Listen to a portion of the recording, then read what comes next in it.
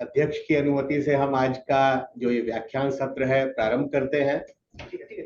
भारतीय विद्या मंदिर और भारतीय संस्कृति संसद के संयुक्त तत्वावधान में ये आज का जो व्याख्यान है ये देंगे सुप्रसिद्ध भारतविद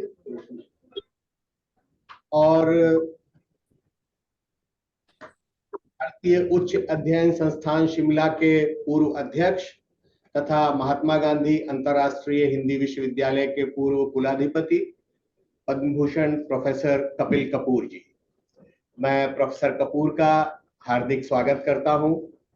वो यहाँ कलकत्ता आते तो हमें और अच्छा लगता, लेकिन उनको सुनना भी कुछ कम अच्छा नहीं होगा ऐसा मैं मानता हूं।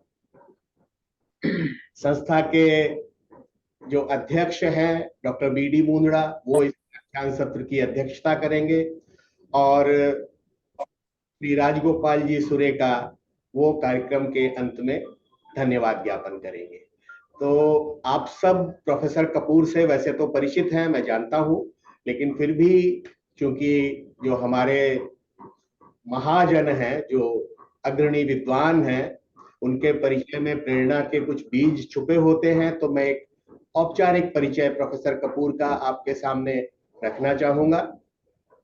प्रोफेसर कपिल कपूर जवाहरलाल नेहरू विश्वविद्यालय दिल्ली के भाषा विज्ञान और अंग्रेजी विभाग के प्रोफेसर रहे।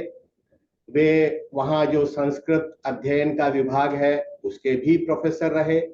वे वहाँ डीन रहे और विश्वविद्यालय के रेक्टर यानी समकुलपति का पदभार भी उन्होंने संभाला और 11 खंडों में जो एनसाइक्लोपीडिया ऑफ हिंदुइज्म है उसके वो एडिटर इन चीफ रहे और साहित्य अकादमी ने एक एनसाइक्लोपीडिया ऑफ पोएटिक्स जो है प्रकाशित किया है, जो एक यूनेस्को की परियोजना थी, उसके भी प्रधान संपादक प्रोफेसर कपूर रहे हैं। वे इंग्लैंड और आयरलैंड के कई विश्वविद्यालयों में विजिटिंग प्रोफेसर रहे हैं और पाणिनि से लेकर अभिनव गुप्त तक संस्कृत के जो आचार्य हैं, व्याकरण शास्त्री हैं, उन पर उनकी महत्वपूर्ण पुस्तकें हैं और इसीलिए भारत सरकार ने 2023 में शिक्षा और संस्कृति के क्षेत्र में उनके योगदान को देखते हुए उन्हें पद्म भूषण सम्मानित किया है। ऐसे प्रोफेसर कपिल कपूर आज हमारे साथ हैं। हम उनका स्वागत करते हैं, अभिनंदन करते हैं और ज्यादा कुछ न बोलकर मैं सीधे प्रोफेसर कपिल कपूर साहब से अनुरोध करूंगा कि वे जो आज का व्याख्यान है भारतीय परंपरा की विशिष्टताएं, इस विषय पर अपना आज का व्याख्यान प्रारंभ करें, हमें अनुग्रहित करें। प्रोफेसर कपिल कपूर साहब। पालीवाल जी बोल रहे थे ना? जी पालीवाल जी, आपका बहुत बहुत धन्यवाद। बहुत बहुत धन्यवाद। आपने अच्छे अच्छे शब्द बोले हैं मेरे बारे में। मैं जब मुझे ध्यान आता है भर्तृहरि का, वो कहते हैं कि जब कोई श्लाघा करता है, प्रेज करता है या ब्लेम करता है तो लिटरली नहीं लेना चाहिए। वो इसलिए होता है कि अगर कोई अच्छे काम हुए हैं आपसे तो ऐसे और काम हो, और अगर कुछ ऐसे हुए हैं जो नहीं अच्छे थे तो ऐसे अच्छे काम ना हो। इसके लिए ये होता है और इसलिए मैं आपका बहुत ही नमन करता हूँ। धन्यवाद, धन्यवाद सर। बाकी अब मैं 84वें साल में हूँ, 84th ईयर में हूँ, तो 63 साल से पढ़ा रहा हूँ। तो इतनी देर जब हम पानी में खड़े होते हैं तो पैर तो गीले हो ही जाते हैं, पैर क्या जांघों तक पानी आ जाता है। तो ये सब काम जो गिनाए आपने, ये तो होने ही थे, होते रहते हैं। जब इतनी देर आप करते रहेंगे तो कुछ ना कुछ हो जाता है। मुझे पालीवाल जी ने विषय दिए। पहले मैं आपकी ये जो संस्था है, इतनी इतनी प्रसिद्ध और ज्ञान के लिए इतनी सुशोभित ये संस्था है, यहाँ मुझे बुलाना बुलाना ही मेरे लिए एक बहुत एहसान की बात है। आई एम वेरी ग्रेटफुल कि आपने मुझे मौका दिया ऐसी विद्वत सभा में, ऐसे वरिष्ठ विद्वानों के सामने भी कुछ अपनी बातें कहने का। इसके लिए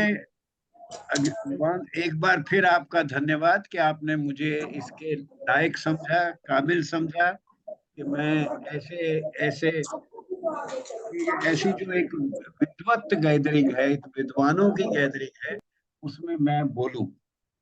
मुझे विषय दिया गया भारतीय ज्ञान परंपरा, और ओपन पालीवाल ने कहा कि कुछ भी बोलिए। तो मैंने सोचा कि अपने आप वो विचार तो गुंथित हो ही जाते हैं, गुम्फित हो जाते हैं। तो भारतीय ज्ञान परंपरा की विशेषताएं, ये ये इसके ऊपर। तो पहली बात, अच्छा, एक मुझे भाषा का हमेशा ये एक संशय रहता है कि अंग्रेजी में बोलूं कि हिंदी में बोलूं कि प्राकृत में बोलूं, हिंदी अंग्रेजी मिक्स करके। क्योंकि अ, मेरा अनुभव है कि अंग्रेजी में, मैं तो अंग्रेजी का प्रोफेसर रहा हूं, और अंग्रेजी में अपने भाव इतनी अच्छी तरह से प्रकट नहीं होते जितने अपनी भाषा में होते हैं। और दूसरा, कम्युनिकेशन जो है वो अपनी भाषा में ज्यादा अच्छा होता है, क्योंकि भारतीय भाषाओं की जो शब्दावली है वो सारी शेयर्ड है, कॉमन है। भारतीय भाषाओं की पर्टिकुलरली परिभाषिक शब्दावली, जो टेक्निकल टर्मिनोलॉजी है, वो शेयर्ड है, क्योंकि उसका स्रोत एक ही है। तत्सम तद्भव रूप में शब्द हर एक भाषा में मिलते हैं। तो इसलिए अगर आप ठीक समझते हैं तो मैं इसी एक मिक्स्ड जो एक भाषा है, प्राकृत में कहता हूँ इसको आजकल की, उसी में बात करूँ। जी पहली जी। बात जो मैं कहना चाहता हूँ कि भारतीय सभ्यता पहले दिन से ज्ञान केंद्रित है। ये कहना जरूरी है, क्योंकि जब एक नॉलेज कमीशन बना था, सैम पिट्रोडा जी उसके अध्यक्ष थे, तो उसमें जो पहली लाइन उनकी रिपोर्ट में लिखी गई कि now we will make India a knowledge centred society, वो उसकी पहली लाइन लिखी गई कि अब हम भारत को ज्ञान केंद्रित बनाएंगे। जिसका अभिप्राय ये है कि अभी तक अज्ञान केंद्रित था भारतीय समाज, पहले कोई ज्ञान नहीं था। उस पूरी रिपोर्ट में संस्कृत शब्द एब्सेंट है, पाली शब्द एब्सेंट है, प्राकृत शब्द एब्सेंट है, और संगम लिटरेचर या तमिल, पुरातन तमिल एब्सेंट है। तो क्योंकि ये एक वातावरण बन गया 47 के बाद, कि ज्ञान सारा तो पश्चिम में ही सृजन हुआ, और हमें उस ज्ञान को लेकर अपने आप को भी शिक्षित करना है। हमारी जो शिक्षा व्यवस्था है, जो 1835 में शुरू हुई, 188 साल से हम उसी उधार ली हुई शिक्षा व्यवस्था में अब भी चल रहे हैं, जिसका माध्यम अंग्रेजी है और एक विदेशी भाषा है।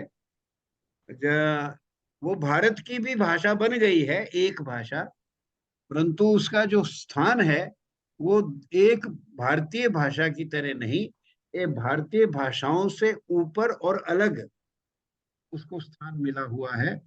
सारे हमारे कानून अंग्रेजी में बनते हैं। कचहरी में अगर हमें एविडेंस देना है कॉन्स्टिट्यूशन से, तो इंग्लिश वर्जन से देना होता है, भारतीय भाषा के वर्जन से नहीं दे सकते। और उच्च शिक्षा जितनी है और जितनी प्रोफेशनल इंस्टीट्यूशंस हैं, उनका माध्यम जो है वो अंग्रेजी है। तो इसलिए चाहे कॉन्स्टिट्यूशन में ये एसोसिएट लैंग्वेज है, ऑफिशियल लैंग्वेज, पर वो डी ज्योरे एसोसिएट ऑफिशियल है, पर डी फैक्टो इंग्लिश जो है वो official language, first, not associate सारा। तो जैसे अरबिंदो जी ने कहा कि जब आप अपनी भाषाओं से या भाषा से कट जाते हो तो आप अपनी आत्मा से कट जाते हो, आपकी आत्मा से अलग हो जाते हो। ये भारतीयों के साथ हुआ है। तो पहली बात इसलिए मैं कहता हूं कि भारतीय सभ्यता पहले दिन से ज्ञान केंद्रित, दुनिया का सबसे प्राचीन ग्रंथ यहाँ निर्मित हुआ, ऋग्वेद। दुनिया की सबसे पहला काव्य यहाँ लिखा गया, सबसे पहली गद्य पद्य यही हुए, सबसे पहला व्याकरण यही बना, सबसे पहली एस्ट्रोनॉमी की किताब यही बनी, सबसे पहले कल्प सोशोलॉजी के शास्त्र सूत्र यही बने। आप गिनते जाइए, अब गिनते जाइए। और I have an article, image and self image, जिसमें मैंने इनुमरेट किया है पूरा, how in many many disciplines the first texts, codes, codified texts have been composed in our country. So we are the, you can say, the patriarch, the original source of human knowledge. इसके और भी evidence है। मैं कहता हूं हम मानस गंगोत्री हैं कि ज्ञान जिन कोटियों द्वारा, जिन मूल कोटियों द्वारा ज्ञान का सृजन होता है या अन्वेषण होता है, वो कोटियां कोटियों की अवधारणा भी भारतीय है, भारत में ही हुई। जैसे जीरो, जीरो का जो कॉन्सेप्ट है वो पाणिनि के व्याकरण में पहली बार जीरो का कॉन्सेप्ट डिफाइन किया गया, और उसमें 3 रूप हैं उनके, वो यहाँ नहीं कहने की बात, जीरो का यहाँ है। और जो ये न्यूमरल्स हैं 1 से 9, ये इनको अंग्रेजी में हम कहते हैं अरेबिक न्यूमरल्स, पर ये अरेबिक नहीं है। अरब लोग, अरब लोग इसको क्या कहते हैं, अरब लोग इनको कहते हैं हिंद से। हिंद से मतलब हिंद से, ये हिंद से आए। तो ये 1 to 9 न्यूमरल्स जो हैं ये भी हमारे यहाँ अवधारणा बनी। और इसके बाद पाई की वैल्यू, इंफिनिटी की कॉन्सेप्ट, कैलकुलस, प्रोटो अलजेब्रा, ये यहीं इसी देश में इनका हुआ। अब इनके और भी हैं, पर इनके ही अगर ये ना हो तो कोई भी ज्ञान आजकल का, साइंस का, टेक्नोलॉजी का कोई भी ज्ञान पॉसिबल नहीं है। तो मानस भारतीय सभ्यता ज्ञान केंद्रित है पहले दिन से। जो वेदांग हैं, 6 वेदांग हैं, शिक्षा, व्याकरण, निर्वचन, निरुक्त जिसको कहते हैं, निरुक्त है, कल्प है, और छंद है, और ज्योतिष है। ये जो 6 वेदांग हैं ये वेद अंग, auxiliary sciences of the Vedas. वेदों को समझने के लिए, पढ़ने के लिए mastery of these 6 sciences is necessary, was necessary, and which is one reason why very few people are able to understand the Vedas, and hardly anybody actually reads the Vedas. We talk about Vedas, but very few people, because it's a very complex. उसकी जो भाषा है, वेदों की भाषा जो है, वो सांख्य दर्शन में कहते हैं वेद की भाषा रूपक है, वेदों की भाषा मेटाफोरिक है। इसलिए उनको समझने के लिए, और वो एक प्रकार की संध्या भाषा है, ट्वाइलाइट लैंग्वेज। जैसे ट्वाइलाइट में हमको कुछ चीजें मध्यम दिखती हैं, और हम क्या सोचते हैं कि ये घोड़ा है कि नील गाय है। इसी तरह अर्थ भेद बहुत प्रकट होते हैं जब हम वेद की भाषा को पढ़ते हैं। तो इसलिए 6 वेदांग जो हैं वो तो प्राइमरी साइंसेज, तो पुरानी, उनसे पुरानी तो साइंस दुनिया में और कोई नहीं। इसलिए मैं एक बार फिर रिपीट करता हूँ कि Indian civilisation is knowledge centred from day one. ये हमारे यंग बच्चे जो हमारी शिक्षा व्यवस्था से निकलते हैं, वो इस भाव से निकलते हैं, at best they are ignorant and at worst they have contempt for themselves, कि हमारे यहाँ तो कुछ है ही नहीं। क्योंकि उनकी जो सिलेबस हैं, उनकी जो रीडिंग लिस्ट हैं, उनमें सारी किताबें अंग्रेजी की, अंग्रेजों की मोस्टली होती हैं। और अपने ग्रंथों का स्थान उन विषयों में भी नहीं होता जिसमें के वेस्ट भी हमारी मास्टरी एक्नॉलेज करता। और काफी है, जैसे लिंग्विस्टिक्स है, सोशल साइंसेस हैं, हमारे यहाँ धर्मसूत्र, धर्मशास्त्र, निबंध, इतनी लंबी परंपरा है, पर नहीं। तो ये पहली बात, we are knowledge centred from day one. Number two, our culture is value based, value oriented. हमारी संस्कृति की जो वैल्यूज हैं, जीवन मूल्य हैं, वो जीवन मूल्य उसी ज्ञान से उद्भव होता है उनका। वो जो ज्ञान है, हमारे ज्ञान का जो एक कैरेक्टर है, हमारे ज्ञान का पूरा कैरेक्टर जो है वो लोक संग्रह वाला है, welfare of the people. So जो it is essentially ethical, ethical. इसे उसमें से जो जीवन मूल्य निकलते हैं वो ethical, very rich ethical values they are. जितनी भक्ति पोइट्री आप पढ़ें, जितना भी, चाहे किसी भी भारतीय भाषा की, बांग्ला की, तमिल की, मराठी की, पंजाबी की, तो अब कबीर है जो दया है, क्षमा है, मतलब इस तरह की जो वैल्यूज हैं, ये जो कि भगवत गीता के 16वें चैप्टर में पहले 3 वर्सेस में लिस्टेड हैं। ये जीवन मूल्य, ये वैल्यूज हमारे पूरा भक्ति पीरियड जो रहा मोर देन 1400 ईयर्स, उसमें इसी जीवन मूल्यों के बारे में ये रहा। और ये जीवन मूल्यों को दृष्टांत के रूप में हमारा जितना कथा साहित्य है, चाहे कथा सरित सागर है, या महाभारत है, या रामायण है, या उपनिषदों की कथाएं हैं, या वेदों के भी जो डायलॉग्स हैं, उन सब में वही जीवन मूल्यों को उद्धृत, उन्हीं को दृष्टांत रूप से बताया, उनको दृष्टांत बना के बताया गया। कल्चर हमारी वैल्यू ओरिएंटेड है, और हमारा समाज जो है वो कर्तव्य परक है। Duty is the highest value in Indian society. Duty, फर्ज, राइट नहीं। We are not a rights oriented society. हमारे कैरेक्टर को ये कॉन्स्टिट्यूशन में फंडामेंटल राइट्स, और जो हमने बोरो किया वेस्ट से, जो वहाँ फ्रेंच रेवोल्यूशन से शुरू हुआ और चलते चलते आया, हमारा समाज राइट्स ओरिएंटेड नहीं। क्योंकि आप देखिए, अपने अपने ही घर में हम देखिए, बड़ा बेटा जो होता है एक मध्य वर्ग के समाज का, वो पढ़ता लिखता है, फिर वो नौकरी करता है, फिर वो भाई बहनों को पढ़ाता है, बहनों की शादी में माता पिता के साथ वो जुड़ता है, और फिर माता पिता बूढ़े हो जाते हैं, वो उसके पास आके रहते हैं। इस सब से ये उसका ड्यूटी है।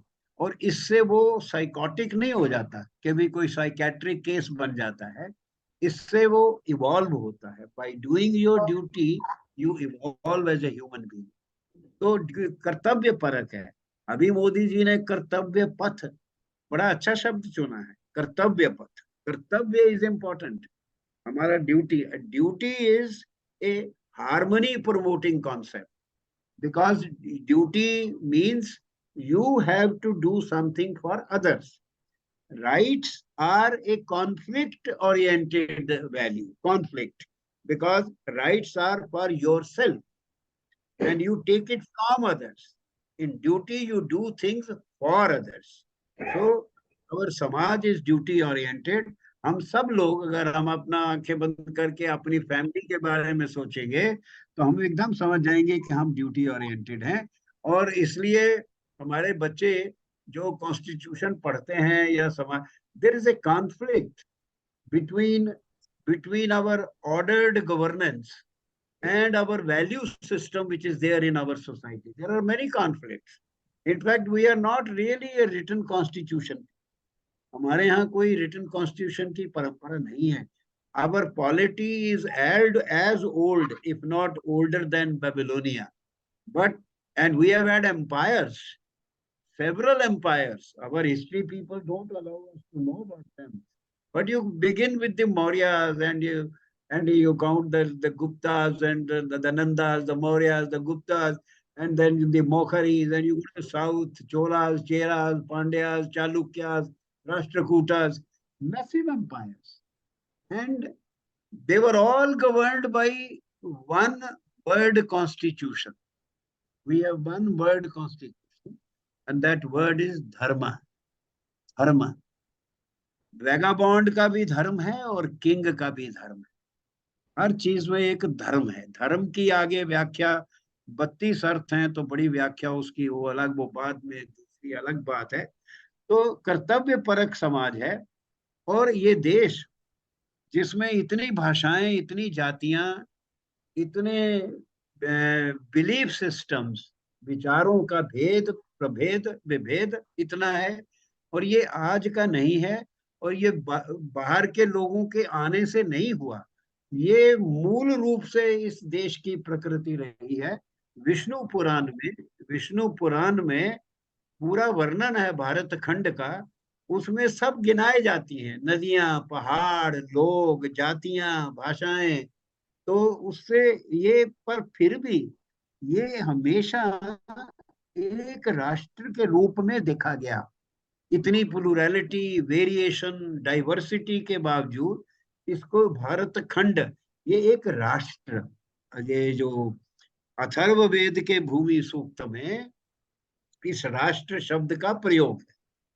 वो जब कहते हैं कि ओ मदर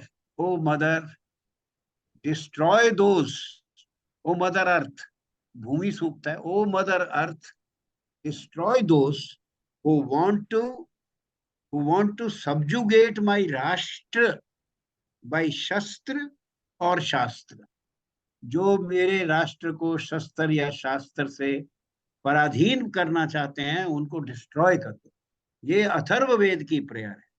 ये ट्रेजेडी रही कि 19वीं शताब्दी का आते आते हम शस्त्र और शास्त्र दोनों से पराधीन हो गए। परंतु पराधीन होने के साथ ही, होते हुए भी भारत की एक जो सरस्वती नदी, जो लुप्त धारा, भारत की ज्ञान की जो धारा रही, वो हमेशा जीवंत रही। और ये जो एकता है, जो एकत्व है भारत का, डाइवर्सिटी के बावजूद, ये चैतन्य का एकत्व है, चेतना का। और ये चेतना जो है, ये भारत की ज्ञान जनित चैतन्य की एकात्मता है। ज्ञान जनित चैतन्य की एकात्मता।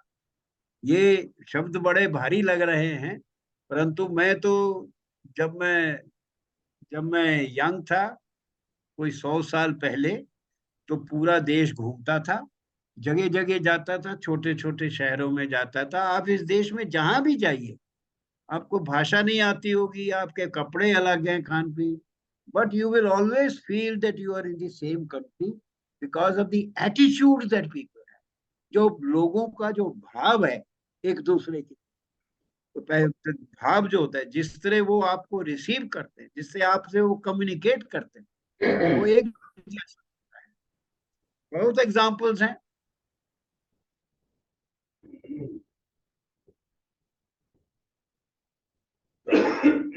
बहुत कोचीन के पास गांव में चले जाइए, कारड़ी में, या बंगाल में कलकत्ता से खड़गपुर जाते हुए रात को 10 बजे किसी चाय की दुकान पे रुकिए, सूखे पे, छोटे से पे, तो जो सज्जन होंगे, वो बेंच लगा हुआ है, बेंच बिल्कुल साफ होगा, और वो देखेंगे कि एक अतिथि आया है, दूसरा व्यक्ति आया है, तो वो यहाँ एक कपड़ा पड़ा होता है, वो कपड़े से उस बेंच को एक बार फिर साफ करके आपसे कहेगा बैठ जाइए।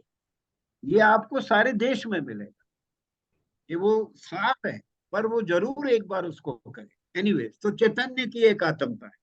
तो भारत एक ये इसका जो पहला, अब इस देश का जो ज्ञान है, हमने कहा उसी से सब ये निकलता है।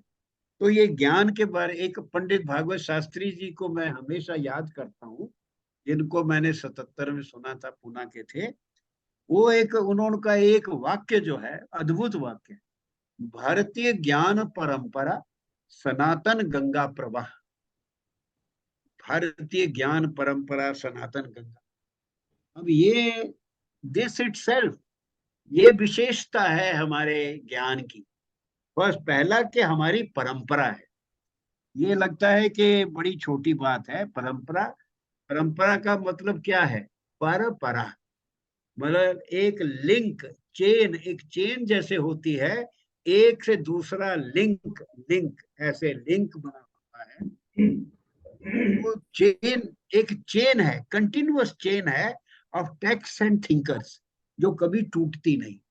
पश्चिम के बौद्धिक इतिहास में रप्चर है, वो खुद कहते हैं कि रप्चर है।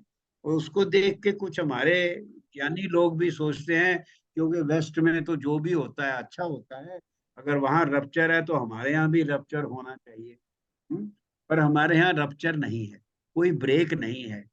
वेस्ट में ग्रीक जो जो पश्चिम के ज्ञान के तीन स्रोत हैं, पश्चिमी ज्ञान के तीन स्रोत हैं, पेगन मतलब ग्रीक, जूडाइक हिब्रू, और तीसरा क्रिश्चियन।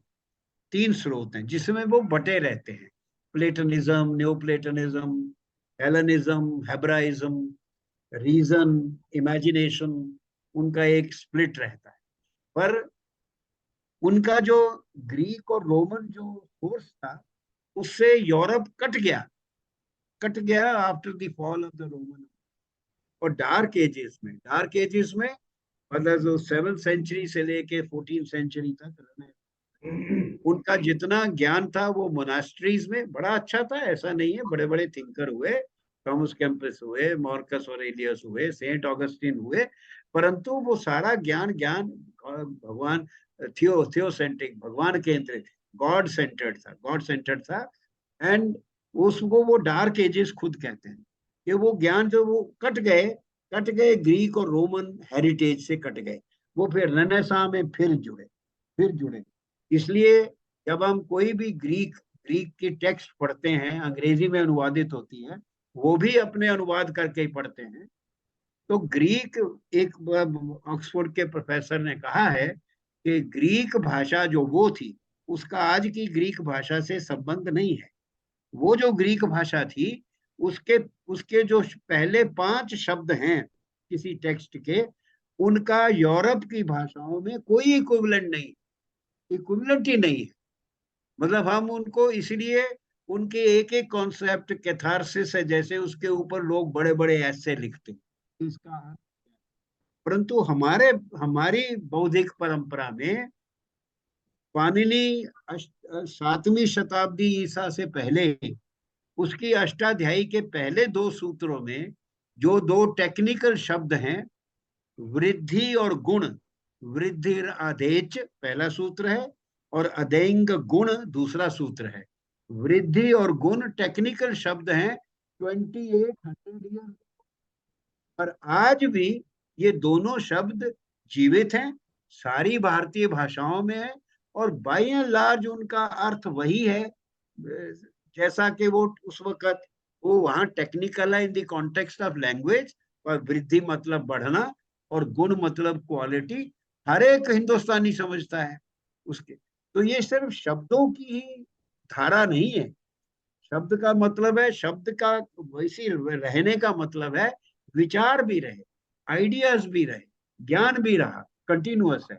तो परंपरा किसी भी विषय को ले लीजिए, जैसे व्याकरण में मैंने अभी पाणिनि का नाम लिया। पाणिनि अपने व्याकरण में अपने से पहले 10 ग्रामेरियंस के को कोट करता है, साइट करता है, 10 ग्रामेरियंस। और पूरी परंपरा व्याकरण की कि कब से शुरू हुई, अनादि है, क्योंकि हमको पता नहीं कब शुरू हुई। क्योंकि जैसे जैसे वेदों का सृजन हुआ, तो वेदों को ज्ञान ग्रंथ होने के कारण हमारे समाज ने इतना कीमती, वैल्यूएबल समझा, कि हमारे समाज ने ऐसी साइंसेस डेवलप की कि मौखिक ग्रंथों को किस प्रकार संभाला जाए और किस प्रकार जनरेशन से जनरेशन उनको आगे किया जाए और उस ज्ञान को कैसे बांटा जाए। साइंसेस वही वेदांग हैं, फोनेटिक्स है, ग्रामर है, मीटर है, और एटिमोलॉजी है, और इस तरह ये जो सोशल सोशल साइंसेस हैं, और जो मैथमेटिक्स एंड एस्ट्रोनॉमी है, इनको इसीलिए डेवलप किया गया कि हम मौखिक ग्रंथों को, क्योंकि ग्रंथ को मेंटेन करने के लिए उसको एनालाइज करना।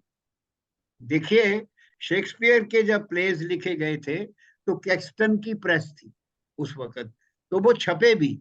फिर भी मुझे याद है जब मैं एमए में पढ़ता था उस वक्त के शेक्सपियर के प्लेस की जो टेक्सचुअल स्कॉलरशिप है, ये उसकी किताब ग्रंथ एक प्ले लेके कि ये जो इसमें लाइन है ये शेक्सपियर की है कि ये किसी ने आक्षेप की है, ये क्या उसकी वो जो दूसरा प्ले राइट था बड़ा फेमस, उसकी लाइन तो नहीं है। मतलब टेक्स्ट के बारे में certainty, purity of the text की नहीं है।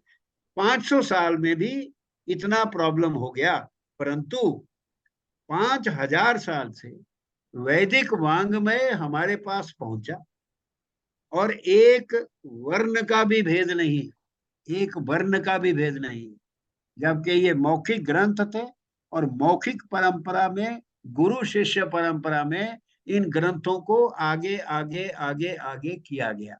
तो उसको करने के लिए उसको किस प्रकार एक मौखिक ग्रंथ को मेंटेन करना है, साइंटिफिक भी उसको एनालाइज करना है, उसको फोनेटिकली एनालाइज करना है, फोनोलॉजिकली करना है, मॉर्फोलॉजिकली करना है, उसको पूरा व्याकरणिक तरीके से। फिर वो क्या करते थे कि उसको एनालाइज, उसको हिस्सों में बांट के फिर उनको परम्यूट करते थे और कई टेक्स्ट बनाते थे। एक छोटी एग्जांपल देता हूँ, क्या जैसे ABCD, ये टेक्स्ट है ABCD, वो क्या करते थे कि उसको पार्ट, 4 पार्ट मान, जबकि संस्कृत में बोलने में तो संधि हो जाती है, पर वो संधि विच्छेद करके उनके भाग करके फिर उनको उनको उनको अलग अलग तरीके से उसका क्रम बनाते थे। क्रम क्रम जैसे ABCD, तो ABBABCCBCDDC एक हो गया, ABC BCA BAC दूसरा हो गया, फिर DCBAC DCBA, इस तरह करके इतना कॉम्प्लेक्स घन पाठ तक कॉम्प्लिकेटेड पाठ बनते, इनको वो पाठ कहते थे, पाठ रिसेंशंस बनाते थे।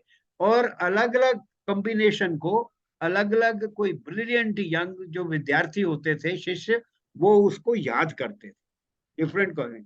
सो at a given point of time you had 16 people or 20 people who had that text in the mind in different combinations, और उनको करके authentic text was possible to be created.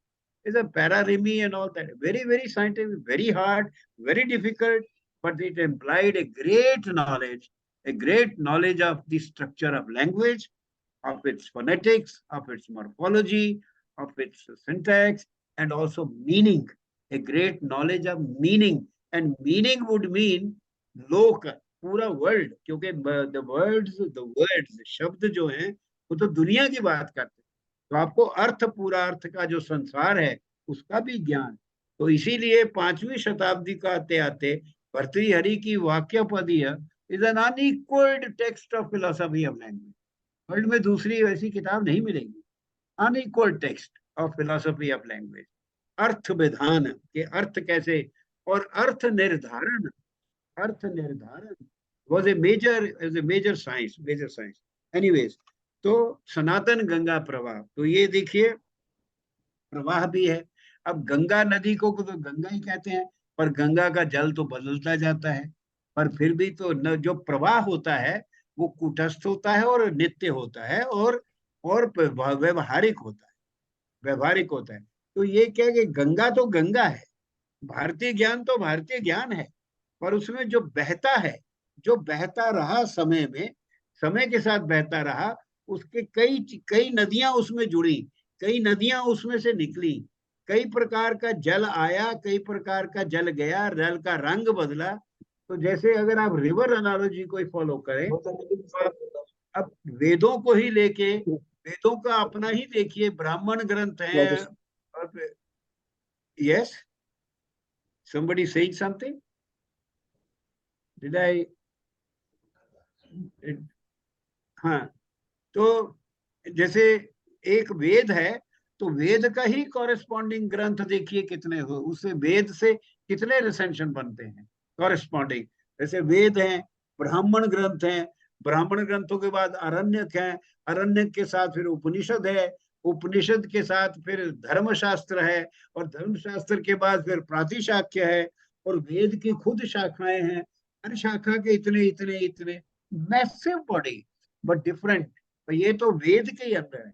पर आप अगर पूरी, अब जैसे कहते हैं पैराडिग्मेटिकली देखें, तो जो हमारे जो 16 दर्शन माध्वाचार्य के सर्व दर्शन संग्रह में है, अगर हम उनको भी भूल जाएं, वो सटल हैं, तो कम से कम तीन तीन बहुत बड़े स्कूल हैं जो हमारे, they are been, they are collaborative contending systems of thought, knowledge, वेदांतिक ब्राह्मण संप्रदाय, ब्राह्मण संप्रदाय दैट इज वेदांत, बौद्ध संप्रदाय, और जैन संप्रदाय। ये three different modes, ontologically, epistemologically different mode, and they have been collaboratively contending। वो बैरी नहीं थे एक दूसरे के, but they were in disputation with each other on core issues, and the purpose of that Vad Parampara, that disputation was to arrive at a common understanding of Tathya। Tathya is very important, what is। इसलिए महात्मा बुद्ध को, क्योंकि महात्मा बुद्ध तथ्य से ही जाते थे, तथ्य गता, तथागत, तथागत कहा उनको, क्योंकि वो तथ्य से जाते थे, तथ्य से। और इसलिए जब उनको पूछा गया कि आप क्या भगवान है, चुप रहे, क्या आत्मा है, चुप रहे, जिनको बौद्ध लोग अति प्रश्न कहते हैं, क्योंकि इसका जवाब आप ना हाँ में दे सकते हैं ना में दे सकते। आप ये नहीं कह सकते भगवान है, पूछेंगे आपने कहाँ देखा। आप ये नहीं कह सकते भगवान नहीं है, वो कहेंगे आपने पूरा ब्रह्मांड का भ्रमण किया, आप कैसे कहते नहीं है। इसी तरह आत्मा, ये अति प्रश्न के चुप रहे।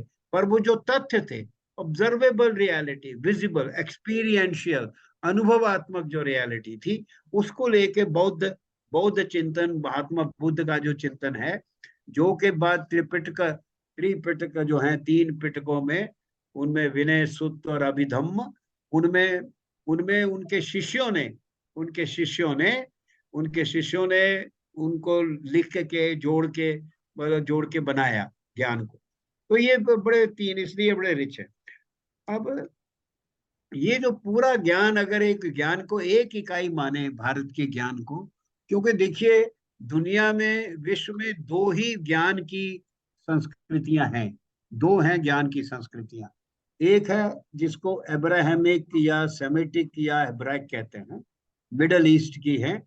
वो तीनों शब्दों से कोई ना कोई ऑब्जेक्ट करता है, पर मिडल ईस्ट की जो है, इस जो जो अब्राहमिक नॉलेज कल्चर, और दूसरी नॉलेज कल्चर है वैदिक knowledge culture. Third knowledge culture नहीं है दुनिया, अब्राहमिक और वैदिक। अब्राहमिक में 3 सिस्टम्स ऑफ बिलीफ सिस्टम्स है, जुडाइक, क्रिश्चियनिटी और इस्लाम। और वैदिक में 4, 3 पहले, सनातन, बौद्ध, जैन और सिख 4। तो ये जो 2 ज्ञान की जो संस्कृतियां हैं, इनमें बड़ा मूल भेद है। ये जो अब्राहमिक या मध्य एशिया की जो ज्ञान संस्कृति है, ये थियोसेंट्रिक है, गॉड सेंटर्ड है। इसमें एक गॉड है, वो एक ईश्वरवादी है, और वो ईश्वर जो है वो निराकार है। एक निराकार ईश्वरवादी ज्ञान संस्कृति। हम ज्ञान संस्कृति इसलिए कहते हैं कि पूरा ज्ञान, जो जैसे आपको अभी मैंने बात की कि रनेसां तक यूरोप में सारे जो बौद्धिक कार्य होता था, वो भगवान की प्रकृति को समझने के लिए, मनुष्य की प्रकृति को समझने के लिए, और मनुष्य का भगवान से क्या संबंध है, और मनुष्य को किस प्रकार से अपना आचार व्यवहार रखना है कि भगवान उससे नाराज ना हो, भगवान के अनुरूप चलना है। ये ज्ञान का ध्येय था, थियोसेंट्रिक। थियोसेंट्रिक, इसलिए उनका जो Old Testament which is a common text for all the three, तो उसमें जो प्रॉफिट्स वगैरह हैं, it is a discussion about, it's a one God, निराकार, but but this is very important, ये बहुत जरूरी है। उनका एक ईश्वर है, निराकार है, पर निर्गुण नहीं। ये एक लॉजिकल फॉल्ट लाइन है।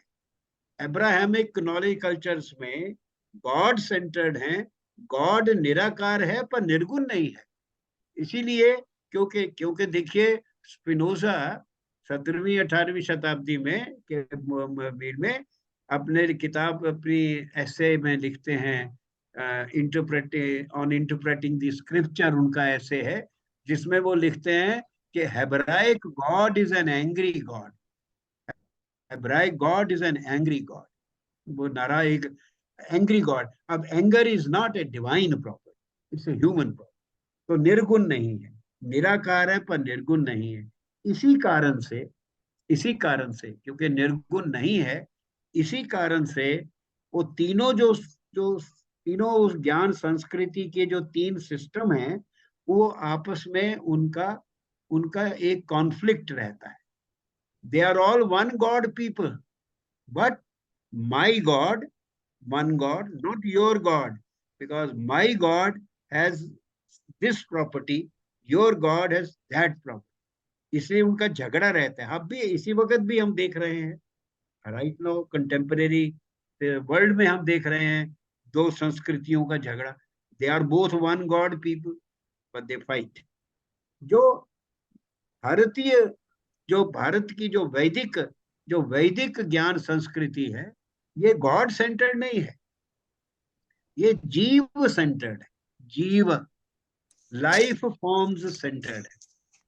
आप अगर मैं बात कहूंगा, शायद इससे कुछ लगेगा कि काफी लोग नहीं मानेंगे, कि हमारी जो चार विधाएं, हमारी वैदिक वैदिक स्रोत से चार विधाएं निकली, विधाएं, ये वे सनातन, बौद्ध, जैन और सिख, हम चारों, we are godless people. I am not, don't mean godless in a bad sense. हमारे यहाँ God category with a capital G है ही नहीं, वी डोंट हैव। ये बड़ा, ये कई बार जेएनयू में बच्चों को भी समझाने में उनको बड़ा सुन के अजीब लगता था। अरे राम है, कृष्ण है, भाई ये वो अवतार हैं और वो गॉड नहीं है। उनका जन्म भी हमें पता है कब हुआ, मृत्यु भी कब हुई, कैसे हुई, उनके जीवन का कितनी कष्टदायक जीवन था वो भी जानते हैं। तो वो भगवान नहीं है हमारे यहाँ गॉड। भगवान, हम तो भगवान शब्द जो है वेद व्यास के लिए भी यूज करते हैं, पाणिनि के लिए भी यूज करते हैं। तो हमारे यहाँ गॉड नहीं है कैपिटल जी वाला। जो ब्राह्मण, जो सनातन धर्म का जो ब्राह्मण है, ब्राह्मण, वो वो एक प्रिंसिपल है, एनर्जी प्रिंसिपल है, एनर्जी प्रिंसिपल। जिन लोगों ने भारतीय षड दर्शन देखा है, आप में बहुत लोगों ने देखा है कि वैशेषिक में 24 तत्व हैं, 24। सांख्य ने उन 24 तत्व को कहा प्रकृति, और एक दूसरी कैटेगरी बनाई पुरुष। उसको दो कैटेगरी, सांख्य ने उनको दो दो विभाग बनाए। इस ये जो है, ये जो होंद है, जो जो संसार, जो जो जो हमें, जो रियलिटी जिसको हम कहते हैं, मैं अवॉइड कर रहा हूँ शब्द, मैं कहता हूँ जो है उसको समझने के लिए दो दो भाग किए, प्रकृति और पुरुष। पुरुष मैन नहीं, पुरुष पूर्व का मतलब होता है सिटी और a place that where something resides, जिसमें जिसमें आत्मा रहती है, जिसमें आत्मा रहती है, दैट इज द मीनिंग। तो पुरुष जो है आत्मा का, चित्त है, चित्त पुरुष, आत्मा एनर्जी प्रिंसिपल, जो एनर्जी प्रिंसिपल, जो कि सारी सृष्टि में इमानेंट है, हर चीज में है, वो उसके अंदर है। हम कहते हैं ना कि फल फूल में भी, परिंदों में, चींटी में, हर जीव में, हर जीव में वो एक जीव जीव जीव जो है, क्योंकि पूरे पूरे जो हमारा जो फाइनल अद्वैत जो कल्मिनेशन हुआ वेदांत का, उसमें चार चीजों का अंतर संबंध को समझने की कोशिश की गई। संसार, जीव, जीव, ब्रह्मन और ब्रह्मांड। ब्रह्मांड, ब्रह्मन, संजीव और संसार, इनका तो सृष्टि जो है पूरी ब्रह्मांड, जिसके ब्रह्मांड शब्द बना ही ब्रह्मन से है। तो ब्रह्मांड क्या है? जिसमें ब्रह्मन व्याप्त है, उसमें इमानेंट है। तो इट इज लाइक, ये एक प्रकार जैसे एक लावा होता है, लावा। पूरी जो सृष्टि है वो एनर्जाइज्ड मैटर है, जिसमें आकृतियां रूप लेती हैं और फिर उसी में समा जाती हैं। जिस प्रकार आदि शंकर एक एग्जाम्पल देते हैं कि नदी के किनारे हम खड़े होते हैं तो हमें बुलबुले, फेन और लहर, ये हम तीन आकृतियां रूप लेती हुई देखते हैं। बुलबुले बनते हैं, वेव बनती है, फेन बनती है, और अगर बुलबुला बड़ा बनता है तो हम कहते हैं देखो देखो कितना बड़ा बुलबुला। जैसे ही कहते हैं तब तक वो बुलबुला फूट भी जाता है वो तीनों आकृतियां भिन्न हैं, पर हैं वो जल, जल में रूप है। इसी प्रकार आप और हम, पूरी सृष्टि में जितनी जो भी फॉर्म्स हैं, वो सारी लाइफ फॉर्म्स हैं, वो सारी वो सारी जो हैं, सारी आकृतियां हैं उसी उसी एनर्जी प्रिंसिपल जो उसमें सब अंदर है। क्योंकि क्योंकि पूरी सृष्टि में ब्रह्मन इमानेंट है, इसलिए हमारे लिए पूरी सृष्टि सेक्रेड है, पुण्य है, पुण्यात्मक है, क्योंकि ब्रह्मन उसी में है, उसमें ब्रह्म। इसलिए आजकल के बदले हुए जमाने में भी अभी भी आपको गांव जो रूरल में इंडिया में 60 70 70% लोग ऐसे मिलेंगे जो कि मारते नहीं है जीव को। और Hindus killing is a very difficult thing. मारते नहीं है, चूहे को नहीं मारते, सांप को नहीं मारते। जैनी लोग तो मच्छर को नहीं मारते, ऐसे कपड़ा लेके चलते हैं, नंगे पैर चलते हैं। कि जीव, क्योंकि हर जीव जो है, एवरी हर जीव हर जीव को जीने का हक है। जितना एक कॉकरोच को उतना ही जीने का हक है जितना मुझे। मैं सुपीरियर क्रिएशन नहीं हूं, जो कि पश्चिम में ओल्ड टेस्टामेंट में कहा गया कि man is the special creation of God. उनका जो गॉड है, उनका गॉड जो है वो बीइंग है, और वो गॉड जो है वो क्रिएटर है। और वो ये पूरी सृष्टि बना के वो बाहर है इसके, वो देखता है, वो आपके को भी देखता है, सब चीजों को देखता है, क्योंकि सृष्टि के अंदर नहीं है वो, इसलिए वहां सृष्टि सेक्रेड नहीं है। इसलिए जब कुछ साल पहले आपको ध्यान होगा, जब चिकन चिकन की बीमारी हुई थी, फैली थी सारी दुनिया में, चिकन की बीमारी फैली थी, तो billions of chicken were killed in Europe, millions of chicken.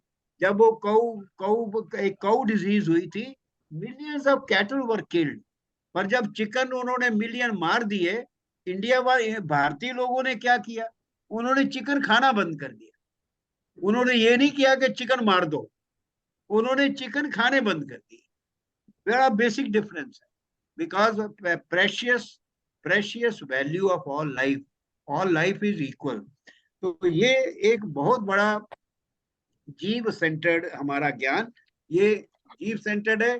इसलिए हमारा जितने भी ज्ञान की विधाएं हैं, उनका पर्पस जो है वो है लोक संग्रह, welfare of the people.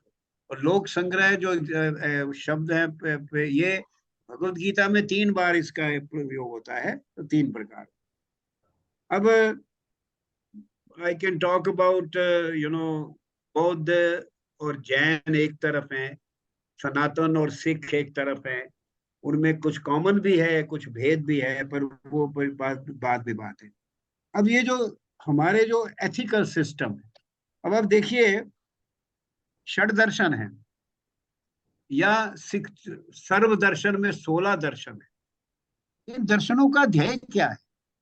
Philosophy का ध्येय क्या है? इनका ध्येय ध्येय है, ये मध्वाचार्य खुद समझाते हैं। इनका ध्येय है किस प्रकार, किस किस ढंग से, किन साधनों से व्यक्ति अपने जीवन में जो पुरुषार्थ चतुष्टय है, पुरुषार्थ चतुष्टय जो 4 एंड्स ऑफ लाइफ हैं, और हमारे एंड्स ऑफ लाइफ 4 जो हैं ये भगवान से इमर्ज नहीं करते। हमारी एथिक्स जो है वो इंडिपेंडेंट, हमारी ethics is not rooted in a god. ये जो 4 पुरुषार्थ हैं, धर्म अर्थ काम मोक्ष, अब हिंदी में बोलते हैं तो लोग सोचते हैं प्रवचन हो रहा है, पर आप देखिए ये यूनिवर्सल है, यूनिवर्सल है। कैसे? जैसे इनको आप अंग्रेजी में बोलिए, righteousness, material well being, fulfilment of desires and freedom from all this, liberation. ये 4 गोल्स हैं ह्यूमन लाइफ के, और ये हर एक के यही गोल हैं। जहां भी कहीं, चाहे अमेरिका में कोई बहुत बूढ़ा हो जाए, शरीर शिथिल हो जाए, चाहे इंडिया में हो जाए, वो यही चाहेगा कि अब मैं मुक्त हो जाऊं इससे, I should be free of this. अब मैं इन डिजायर से मुक्त हो जाऊं, मैं इन चीजों से मुक्त हो जाऊं। तो 4 गोल जो पुरुषार्थ अपने जीवन में किस साधन से कैसे हम जिए, कैसी हमारी सोच हो कि हम अपने जीवन में इन 4 एंड्स ऑफ लाइफ को जो ध्येय हैं, इनको अपने जीवन में रियलाइज करें। हम किस प्रकार धर्म के साथ चले, हम किस प्रकार ये जो अर्थ है, क्योंकि ये धर्म और मोक्ष की ब्रैकेट है, दोनों तरफ ब्रैकेट हैं, अर्थ और काम की। आधुनिक जीवन में ये 2 ब्रैकेट हटा दी गई। मेट्रोपॉलिटन लाइफ में under the influence of the West अर्थ और काम ही रह गया है, मटीरियल और सेटिस्फेक्शन ऑफ डिजायर, जिसके कारण जो समाज की दशा या दुर्दशा या सुदशा जो भी आप सोचें, जिसको हम कई बार डेवलपमेंट भी कहते हैं कि हम बहुत डेवलप हो गए हैं, और कई बार मॉडर्न भी कहते हैं कि हम बड़े मॉडर्न हो गए हैं।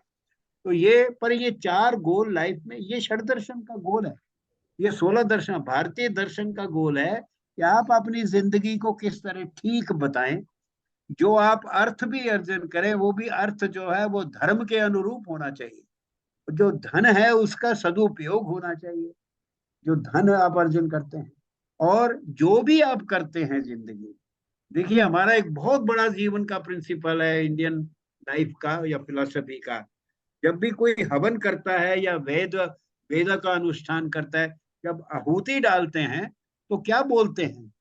इदम न मम, ये मेरे लिए नहीं है, ये जो मैं कर रहा हूं ये मैं अपने लिए नहीं कर रहा, not for myself, it is not for me, इदम न मम।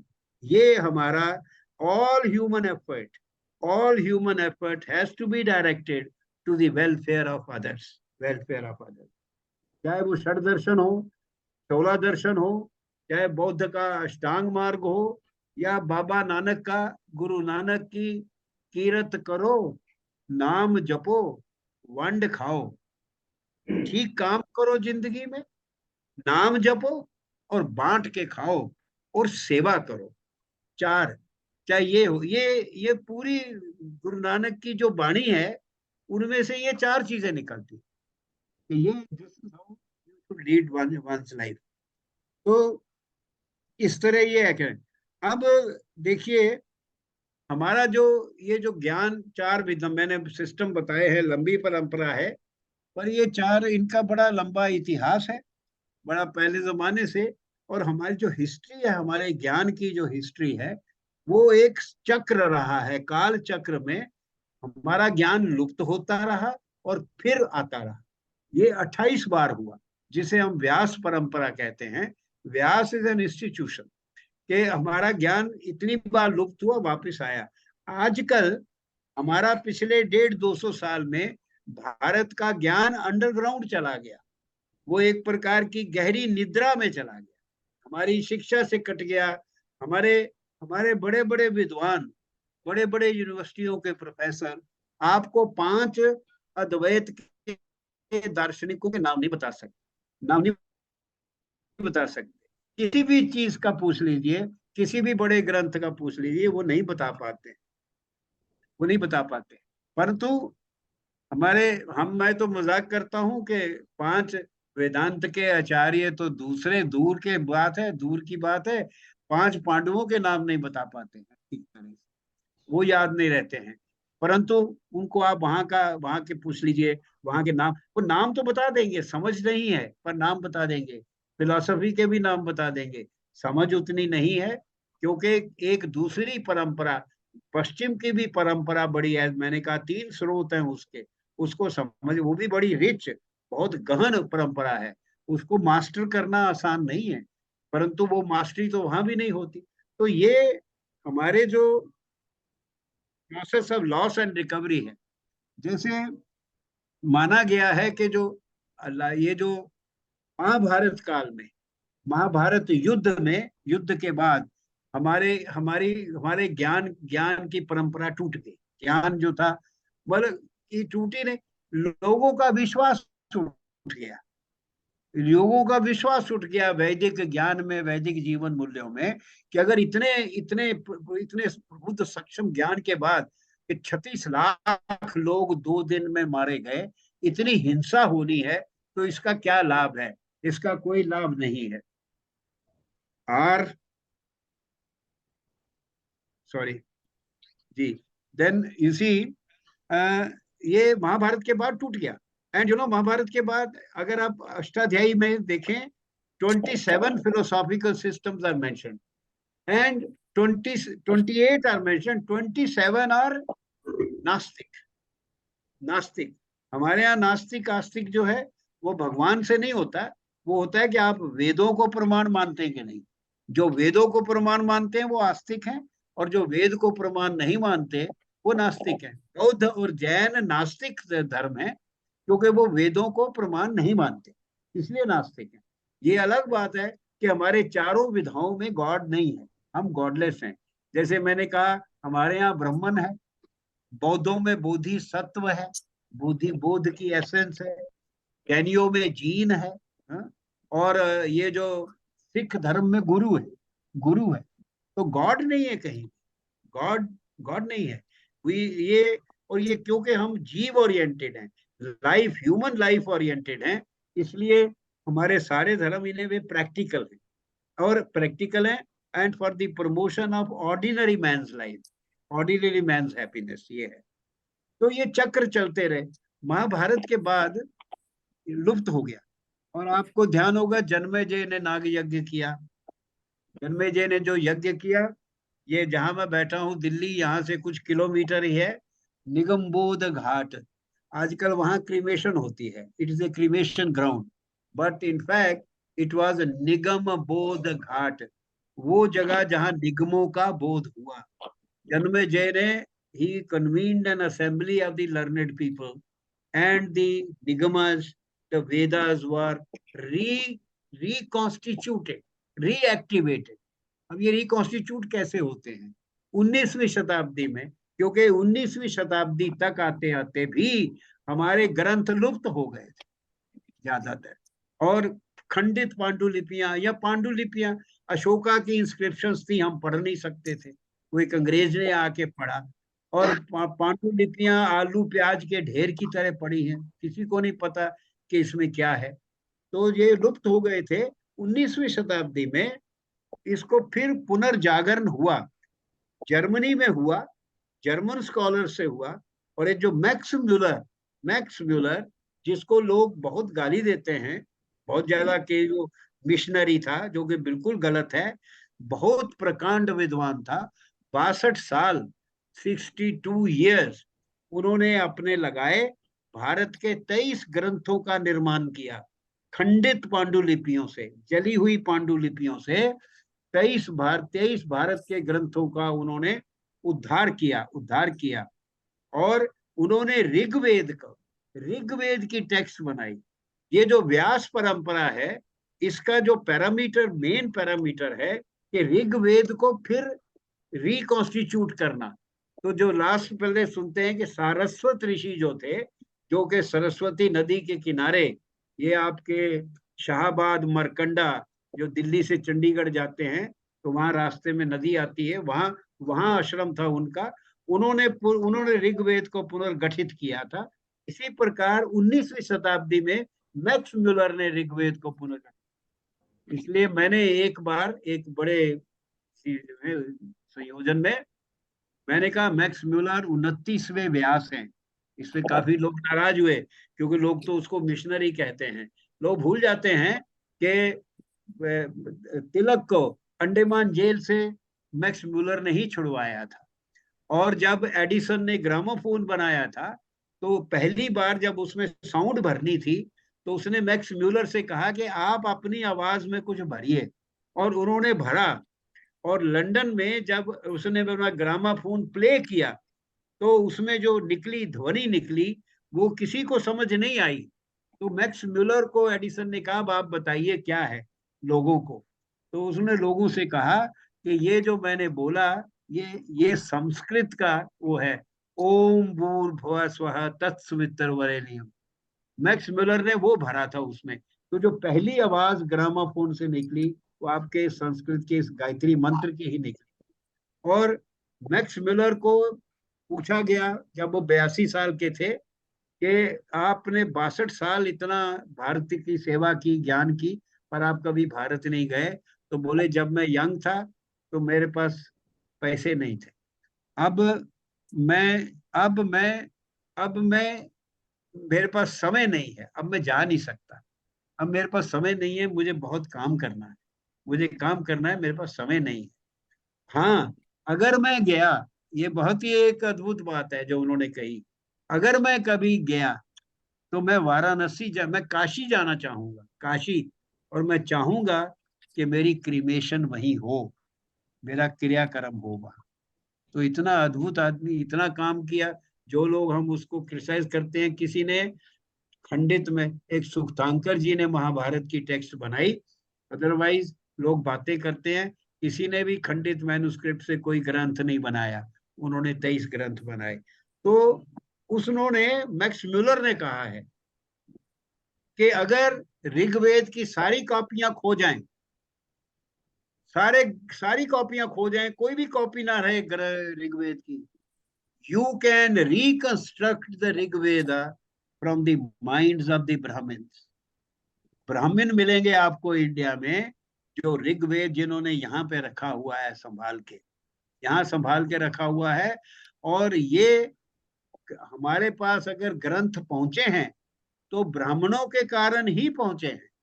क्योंकि जब बड़ा आतंक का काल था 11वीं शताब्दी के बाद, संस्कृत की इंस्टीट्यूशंस बंद हो गई, संस्कृत पढ़ना पढ़ाना बंद हो गया था। तो ब्राह्मण फैमिलीज ने, एक एक ब्राह्मण फैमिली ने एक एक ग्रंथ को संभाला, पूरी टीका परंपरा के साथ। और ओरल ट्रेडिशन में, मौखिक ट्रेडिशन से, अगर लड़का लायक नहीं है तो अपने भतीजे को वो पास ऑन किया। इस तरह जैसे कोंडा भट्टोजी दीक्षित, कोंडा भट्ट, इस तरह लोग एक एक दरिद्रता में रहते थे, ताकि वो नजर में ना आए शासकों के। दरिद्रता में रह के ज्ञान को संजो के रखा, इतना वैल्यू, इतनी वैल्यू। और जब हमने मैन्युस्क्रिप्ट मिशन में जब बना अटल बिहारी जी के टाइम पे, तो हमने रिसर्चर्स भेजे गांव में, पता लगाने के लिए, लिस्टिंग करने के लिए कि मैन्युस्क्रिप्ट्स कहाँ कहाँ किसके पास हैं। तो जो पंडित लोग होते थे, जिनके पास होती थी पांडुलिपियां, वो कहते थे मेरे पास नहीं है। गांव के दूसरे लोग बताते थे कि पंडित जी के पास है, क्योंकि पंडितों के लिए वो जो पांडुलिपि थी, उसकी कीमत सोने से ज्यादा थी।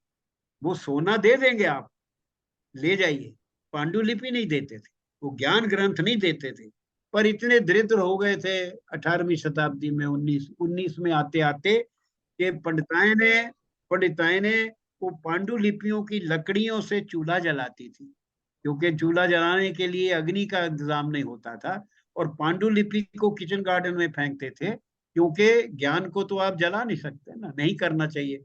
तो एक पंडित ताराचंद थे, जो ब्रिटिश गवर्नर जो था पंजाब का, ये 1834 की बात है।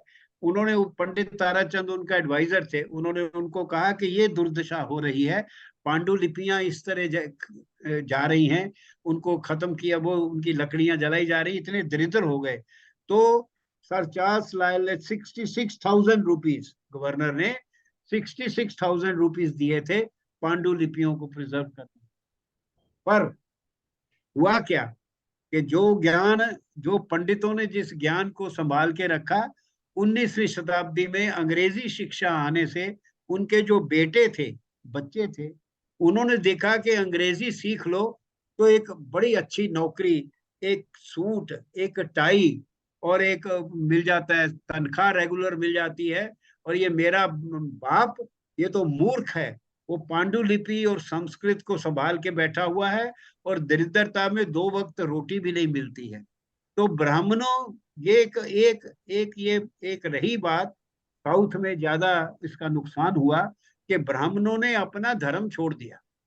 ब्राह्मणों ने फिर अंग्रेजी सीख के अंग्रेजी न बन गए, अफसर बन गए, और साउथ के मंदिरों में जो बड़े बड़े प्रकांड विद्वान ब्राह्मण फैमिलीज थी, ब्राह्मण जो थे, जो ज्ञान को ही अर्जन करते थे, जिनका अर्थ और काम से कोई रिश्ता नहीं होता था, और जो मंदिर में सेवा करते थे, जो गांव में आयुर्वेद भी करते थे, गांव में सलाह भी देते थे, शादी भी कराते थे, क्रियाक्रम भी कराते थे, उन्होंने ये सब छोड़ दिया और मंदिर निग्लेक्ट हो गए। और जिस कारण से ब्राह्मणों की इज्जत होती थी कि वो सिर्फ ज्ञान को रखते हैं और किसी चीज को नहीं, वो जब हट गया, तो जो फिर ब्राह्मणों की दुर्दशा हुई साउथ में, जिसके कारण ब्राह्मण लोग जो हैं वो माइग्रेट, जितने आपकी पूरी अमेरिका की सिलिकॉन वैली जो है, वो इस वक्त साउथ के और दूसरी जगह के ब्राह्मण बच्चे यहाँ से छोड़ के वहां चले गए।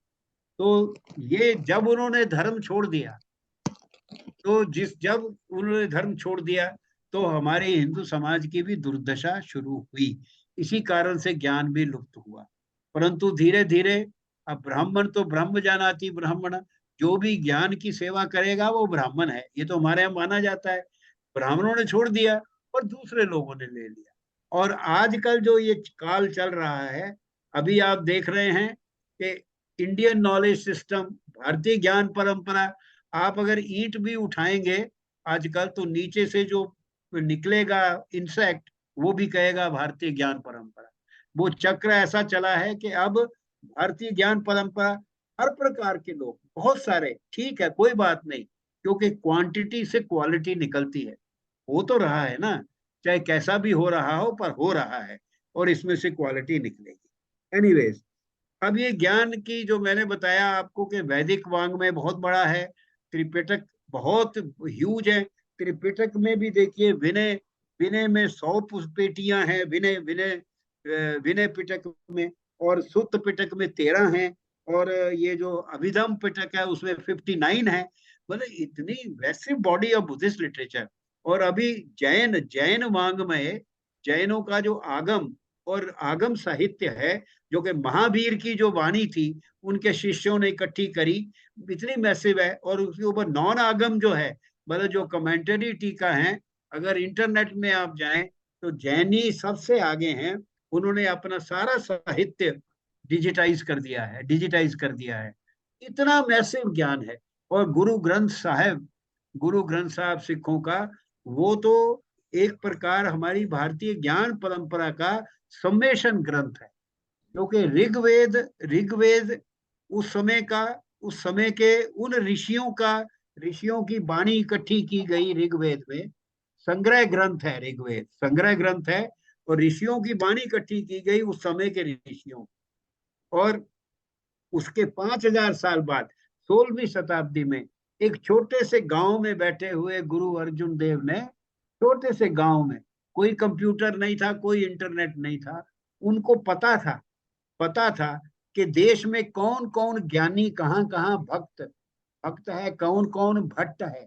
कितने 15 भक्त 25 भट्ट और 8 गुरु, उनके उस समय के जो ये जो ज्ञानी थे, इनकी वाणी को इकट्ठा करके उन्होंने उसमें उसमें भी, वो भी छंदों में है और ये रागों में है।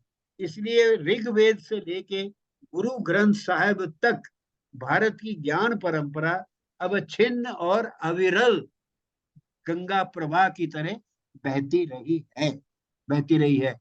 गुरु ग्रंथ साहब में पूरा वैदिक जो जो जो वेदांत, जो वेदांत जो दर्शन है सारा, और गुरु नानक जी की जो सिद्ध गोष्ठ है, जो उनका डायलॉग नाथ जोगियों के साथ है, it is A summation of different modes of using knowledge for the welfare of people. क्योंकि जो जोगी लोग थे वो मानते थे कि धुनी रमा लीजिए, एक जगह को स्पिरिचुअल इंटेंसिटी दे दीजिए, उसकी जो वाइब्रेशंस होगी उससे संसार में लोगों की हैप्पीनेस होगी। परंतु गुरु नानक परिव्राजक परंपरा के थे। एक परंपरा धुनी रमाने की है, ज्ञान को लोक संग्रह के लिए इस्तेमाल करने की, और दूसरी परंपरा परिव्राजक परंपरा है कि आप घूम घूम के लोगों को ज्ञान बांटिए, जो आदि शंकर ने किया 7वीं शताब्दी में और गुरु नानक ने किया 16वीं शताब्दी में। और ये अविरल धारा ज्ञान की अटूट, कहीं नहीं टूटी। मैं आपको भी ग्रामर का ही ले लीजिए, मतलब मैंने पाणिनि से लेके 7वीं बीसी से 1795 कर्नाटक के नागेश भट्ट, लास्ट ग्रेड थे, कोडिफाइड उन्होंने, he wrote principles of grammar, a book on principles of grammar, continuous है, एक भी जगह टुटाव नहीं है। और कोई भी लेटर थिंकर नहीं है जिसको अपने पहले जो थिंकर्स थे उनका ज्ञान नहीं है। ये होती है परंपरा कि जो भी ग्रंथ है वो पहला जितना ग्रंथ थे, ज्ञान थे, उसको उसके मन में रख के, उस ज्ञान को रख के, उसको आधार बना के आगे बढ़ना। ये है लिंक परंपरा जो हमारे यहाँ है, वेस्ट में नहीं है। वेस्ट में कोई ट्रेडिशन नहीं है ज्ञान की, ना ना ना फिलोसफी में, ना ग्रामर में। अगर मैं गिनाना शुरू करूं तो अभी समझा भी दूंगा कि कैसे नहीं है। जो टुटाव जो ग्रीक अलग है, रोमन अलग है, उसके बाद पोर्ट रॉयल आ जाता है, उसके बाद यूरोप में आ जाते हैं वो 17वीं सेंचुरी में, और फिर 19वीं शताब्दी में तो थैंक्स टू संस्कृत नॉलेज कि उनका 19वीं शताब्दी में यूरोप का फिर पुनरुत्थान हुआ, ज्ञान में पुनरुत्थान हुआ। उसमें अगर टाइम बचा तो करेंगे, नहीं तो टाइम तो वैसे हो गया है शायद। बट चलिए, ये कैसे अविरल, इसको मैं लास्ट, पालीवाल जी टाइम तो हो गया है, पर मैं अगर 5-10 मिनट ले लूं और। जरूर जरूर जरूर। अब देखिए कि ये मैंने कहा ये अविरल अविच्छिन्न धारा रही है गंगा प्रवाह। तो ये किस प्रकार हुआ? देखिए 11वीं शताब्दी में, 11वीं शताब्दी पहले महाभारत हुई, टूट गया, पर महाभारत के बाद दोबारा भागवत धर्म का उदय हुआ। Thinkers, because India is a thinking civilisation, it is a knowledge centred civilisation, thinking civilisation, ज्ञान केंद्रित है। और सबसे ज्यादा अगर आप आज भी इंग्लिश एजुकेटेड को छोड़ दीजिए, जो रिक्शा चलाता है जिसे अंग्रेजी नहीं आती, या जो पनवाड़ी है जो पान बेचता है, आप उनसे मूल प्रश्न पूछिए जीवन के बारे में, तो वो आपको जो उत्तर देगा तो आपको लगेगा इसने तो कोई शास्त्र पढ़े हुए हैं। क्योंकि हमारे यहाँ जो ज्ञान है वो ज्ञान पुस्तकों में नहीं है, क्योंकि ये मौखिक परंपरा थी, और इस मौखिक परंपरा में ज्ञान को बांटा जाता था। उसको कथा प्रवचन परंपरा से ज्ञानी लोग जनता को, आज भी अगर आप सुबह चैनल खोलें तो मुरारी बापू या देशानंद जी को मिलियंस ऑफ लोग सुनते हैं, millions of people listen to them. Kapil Kapoor को तो 25-30 आज सुन लिया, कल किसी 50 ने सुन लिया, कौन सुनता है? परंतु ये जो मौखिक परंपरा के जो ज्ञानी हैं उनको मिलियंस ऑफ सुनते। तो ये कथा प्रवचन परंपरा से ज्ञान किताबों से निकल के जनमानस में गया, जनमानस। और दूसरा दूसरा कि इसको जो है इस प्रोसेस को हम कहते हैं लोक भाषाईकरण, मतलब वर्नैकुलराइजेशन। कैसे? कि जब 11वीं शताब्दी महाभारत के बाद भागवत धर्म उठा, तो भागवत धर्म तो है ये कि सिस्टिक है। देखिए बड़ा बड़े इश्यूज है कि धर्म किस में है, धर्म किस में है। 3 मार्ग है ना, ज्ञान कर्म और भक्ति। तो धर्म किस में है, ज्ञान में है, कर्म में है कि भक्ति में है। तो हमारा जो वेदांत का जो हमारा जो सनातन आंसर था कि ज्ञान में धर्म है, ज्ञान धर्म, ज्ञान धर्म उत्तम है, उत्तम है। और ये विषय पतंजलि अपने महाभाष्य में भी पहले पहले आनेक में लेते हैं कि ज्ञान से किया हुआ कर्म, जो ठीक कर्म, वो उत्तम है। कि कर्म उत्तम होना चाहिए, चाहे उसका ज्ञान आधार नहीं, किसी को पता भी ना हो कि ये उत्तम है। अब जैसे दानी थे तो युधिष्ठिर बड़े दानी थे, कर्ण भी बड़ा दानी था, पर कर्ण दानी था बाई नेचर, उसका इनहेरिटेंस थी, उसके डीएनए में था। परंतु युधिष्ठिर ने सीखा था कि दानी होना चाहिए। और एक वहां नैरेटिव है जिसमें कृष्ण एक दिन सिखाते हैं उसे। तो ज्ञान धर्म, ये ज्ञान में धर्म है। इसलिए उपनिषद जो है हमारे, उनमें जितनी कथाएं हैं, चाहे वो नचिकेता की हो या सत्यकाम की हो या दूसरी हो, या सनत कुमार और नारद का डायलॉग जो है छांदोग्य उपनिषद में, वो ज्ञान के हैं। कि नचिकेता का कि भाई, वो उसमें बहुत ही सुंदर यमराज उसको कहते हैं, जब वो इंसिस्ट करता है कि मुझे मुझे धन और अर्थ नहीं चाहिए, मुझे ज्ञान चाहिए, तो वो कहते हैं कि जीवन में हर कदम पर, हर समय आपके सामने 2 रास्ते होते हैं, एक श्रेयस और एक प्रेयस। What you want to do and what you should do.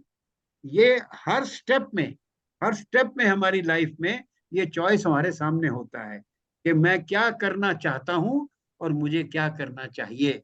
और यमराज कहते हैं जो इससे चलते हैं कि क्या करना चाहिए, उनके लिए मृत्यु नहीं, मृत्यु का कोई अर्थ नहीं। पर जो इच्छा वाले होते हैं कि मुझे ये चाहिए, मुझे ये चाहिए, मैं ये करना चाहता हूं। चाहना, चाहना और चाहिए, इसमें भेद है। तो वो चाहिए, क्या करना चाहिए, वो जो है श्रेयस, वो है।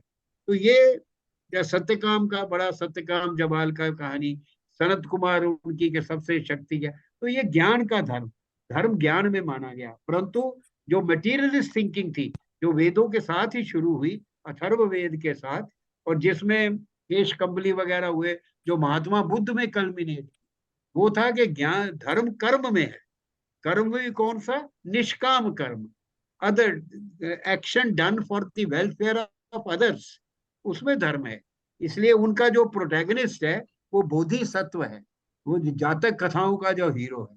वो जब भी जो सुबह उठता है तो देखता है जहां उसे कोई दुखी आत्मा मिलती है तो वो उसके लिए कुछ करता है, अपनी जान भी दे दे। और ये तीसरा रास्ता, मार्ग, तीसरा मार्ग पुराणों का, भक्ति का रास्ता। और भक्ति के रास्ते में भी बड़े नैरेटिव है भक्तों के। प्रहलाद है, प्रहलाद है, हनुमान जी हैं। हनुमान जी तो पैराडाइम, मतलब पेट्रोनिमिक जो मॉडल हैं, मॉडल है भक्ति के। और रामचरितमानस में राम उनको इंट्रोड्यूस करते हैं, जब वापस आते हैं अयोध्या भरत को, भरत भाई कपि से उरेन हम नहीं, कपि से उरेन हम नहीं, जहां पठायो तही जाई, जहां भेजा वहीं चले गए, जहां भेजा वहीं चले गए। और इतने भक्त कि वो ज्ञान में, ज्ञान में भी बहुत थे। क्योंकि जब राम पहली बार मिलते हैं तो उनको कहते हैं कि अपने असली रूप में आ जाओ, क्योंकि तुम्हारे एक वाक्य से मैंने समझ लिया कि you are master of 9 schools of grammar. तो नवम नूनम व्याकरणम ज्ञाता। और शक्ति इतनी थी कि जब राम और लक्ष्मण को अहिरावण उठा के ले गए, तो वो वहां गए पाताल में, अहिरावण की भुजा उखाड़ी और दोनों भाइयों को यहाँ उठा के ले आए। और जब सीता के पास गए तो कह रहे, माता मैं तो लंका पलट देता और आपको ले जाता, पर इसमें भगवान की शोभा नहीं, राम की शोभा नहीं। तो इतने शक्ति, इतना ज्ञान, परंतु भक्त आंखें नीची करके राम के पीछे खड़े रहते थे, waiting for the order, unquestioning obedience, unquestioning, unquestioning obedience, सवाल नहीं पूछना। ये कई बार हम मतलब बच्चों को ये में कहते थे कि तुमको लगेगा ये बड़ी बात नहीं है, ये बहुत बड़ी बात है। आजकल अगर एक कोई 75-80 साल का बूढ़ा बाप जब उसका बेटा सारे दिन के बाद कहाँ घर आए वापस, उसे के बेटा तू आ गया, मेरा खीरा खाने का मन कर रहा है, जरा बाजार जाके 1 किलो खीरा ला दे, तो बेटा क्या कहेगा? ये टाइम है खीरा खाने का और आप 1 किलो खीरा खाओगे? कल ला दूंगा। और तबीयत आपकी वैसे ही ठीक नहीं है। अनक्वेश्चनिंग ओबीडियंस बड़ी, भक्ति मार्ग बड़ा कठिन है, सबसे कठिन मार्ग ही भक्ति का है और भक्ति के प्रोटैगनिस्ट हैं। और ज्ञान किसमें है? तो ये ये तीनों मार्गों में है। तो 3 मार्ग, ये भगवत गीता मेरे विचार में, भगवत गीता का जब सृजन हुआ तब बौद्ध धर्म भी आ चुका था। ऑल तो मेरे से बहुत पंडित लोग डिसएग्री करते हैं कि भगवत गीता तो महाभारत में है, पर वो महाभारत में रखी हुई है। वो तो है जैसे आजकल हम कोई चीज फैलाना चाहते हैं तो हम मीडिया में डाल देते हैं, तो भगवत गीता को महाभारत में डाला, महाभारत में डाला, कथा कथानक में, कथा प्रवचन में गीता सारे भारत देश में फैल गई और उसका ज्ञान। पर गीता भी एक प्रकार का संग्रह ग्रंथ है। उन्होंने इन तीनों मार्गों को लिया है और उन तीनों मार्गों का समन्वय किया है।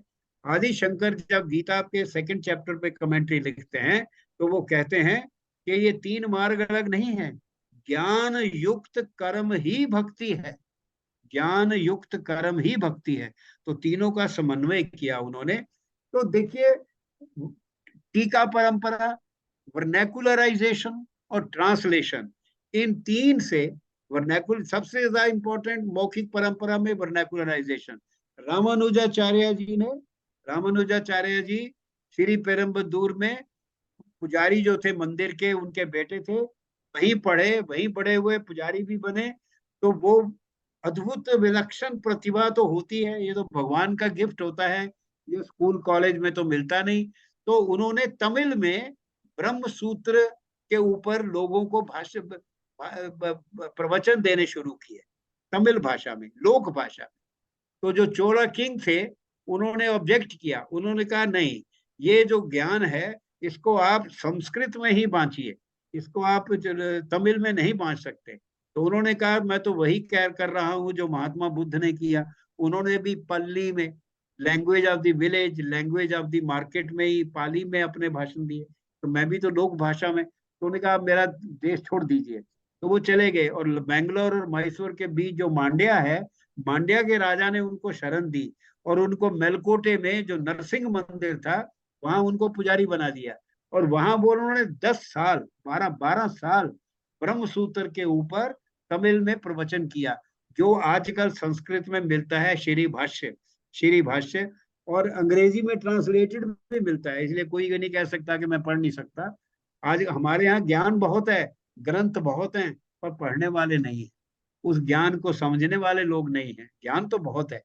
तो उन्होंने उन्होंने ये लोक भाषा में प्रवचन की परंपरा शुरू की, लोक भाषा में बांचा ज्ञान, क्योंकि तब तक संस्कृत लोक भाषा नहीं रही थी, संस्कृत लोग नहीं समझते थे, संस्कृत के ग्रंथों को समझ नहीं पाते थे, पढ़ नहीं पाते थे। तो इसलिए ये रेगुलराइजेशन रामानुजाचार्य से चल के, वो तो तमिल थे, बसवन्ना भक्ति पोएट थे, उसके बाद ज्ञानेश्वर महाराष्ट्र में, ज्ञानेश्वर, नरसिंह मेहता गुजरात में, और मीरा, कई मीरा हुई है राजस्थान में, मीरा से पहले भी मीरा थी। और फिर शाह हुसैन और गुरु नानक, फिर रामानंद यूपी में, जयदेव बंगाल में, शंकर देव, ये सरल दास उड़ीसा में, और फिर शंकर देव आसाम में। एक एक ने अपनी अपनी वाणी से लोक भाषा में, चाहे काव्य में चाहे गद्य में या प्रवचन में, पूरा इस ज्ञान को, भारत की इस ज्ञान को जनमानस तक पहुंचाया। सो मच सो कि वो जनमानस का भाग बन गया है। हमारे यहाँ ज्ञान इलिटिस्ट नहीं है, ना ही ये इलीट के लिए है। ये most democratic form of knowledge is oral, culture of knowledge is oral. क्योंकि ओरल ओरल परंपरा में जब ज्ञान अर्जन करने के लिए हमको सिर्फ कान चाहिए, और भगवान ने कान पे पर्दा नहीं दिया है, आंख पे दिया है, तो कान चाहिए सिर्फ। और जितनी विधियां हैं, जैसे ये स्क्रिप्टल कल्चर है, किताबें हैं, या कंप्यूटर है, और लियोटार्ड ने क्लेम किया कि अब कंप्यूटर, सैम पेट्रोडा ने भी कहा कि अब हम कंप्यूटर से एक बड़ा ज्ञानवर्धक समाज बना देंगे, पर कंप्यूटर खोलने के लिए अंग्रेजी आनी चाहिए, उसको पढ़ना आना चाहिए, आंखें ठीक होनी चाहिए, उसके बाद बिजली हर वक्त चाहिए, फिर उसको खोल के उसको प्रोग्राम चलाने की तरीका आना चाहिए, उसके बाद ढूंढने का तरीका आना चाहिए, फिर जब पढ़ रहे हो और वो गायब हो जाए तो उसको रिकवर करने का तरीका। जब जो ऑब्जेक्ट ऑफ नॉलेज है और जो नोअर है उसके बीच में इतनी चीजें आ जाएं तो वो लोकतांत्रिक नहीं रहती, वो लोकतांत्रिक नहीं है।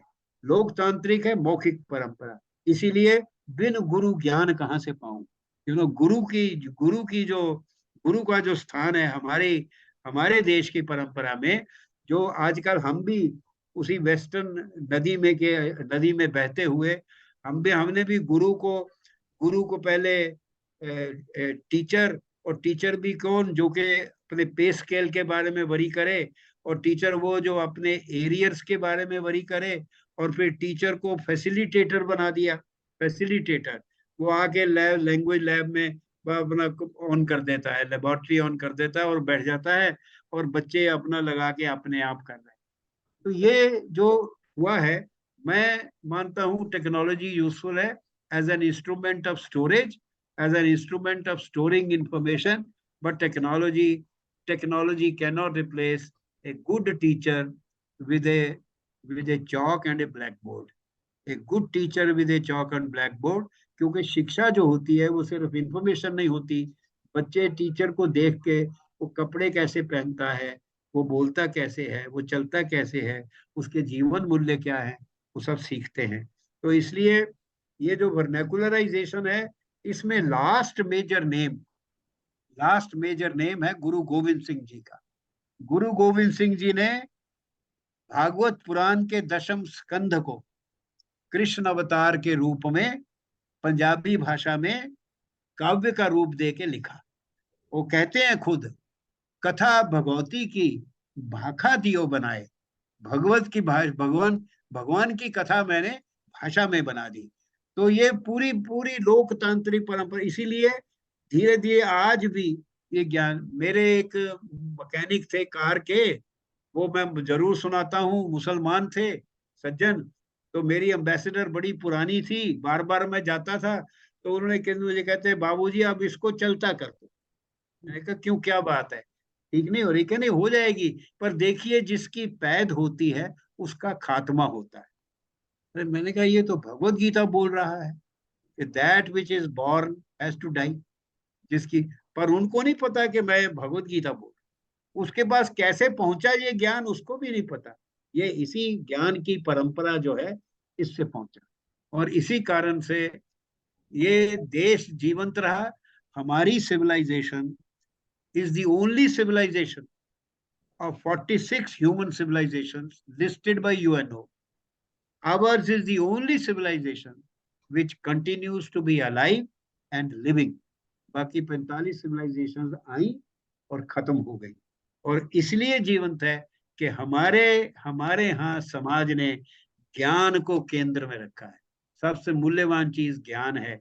इसलिए नदी का और ज्ञानी का स्रोत कोई नहीं पूछता, और ज्ञानी के लिए कोई बाउंड्रीज नहीं है। इंडिया में कोई बाउंड्रीज नहीं है। ज्ञानी सर्वत्र पूज्यते। राजा तो अपने राज्य में पूजा जाता है, पर ज्ञानी सर्वत्र पूज्यते। कहीं भी जाएं आप, ज्ञान इतना, अभी छोड़िए, हम कहानी और सुनाने लगेंगे तो टाइम लगेगा। धन्यवाद, मैंने ज्यादा टाइम ले लिया, और भी आगे बातें हैं। जैसे मैं 2-3 बातें और कह देता हूँ। देखिए, हमारे यहाँ ज्ञान का कॉपीराइट नहीं है। ये जो कॉपीराइट का आजकल फैशन चला है ना, intellectual property and all that, Bharat में ज्ञान का कॉपीराइट नहीं है, क्योंकि ज्ञान कोई इंडिविजुअल सृजन नहीं करता। क्योंकि हमारे यहाँ ओरिजिनलिटी का कॉन्सेप्ट नहीं है। जयंत भट्ट अपनी न्याय मंजरी में कहते हैं कि there is nothing original, the only originality consist in rearrangement of ideas. वही ओरिजिनल होता है। अब मैं जो बोल रहा हूँ इतना, ये मैंने थोड़ा बनाया है। मैंने जो इधर उधर जो आया है उसको इकट्ठा करके मैंने एक अरेंजमेंट की है।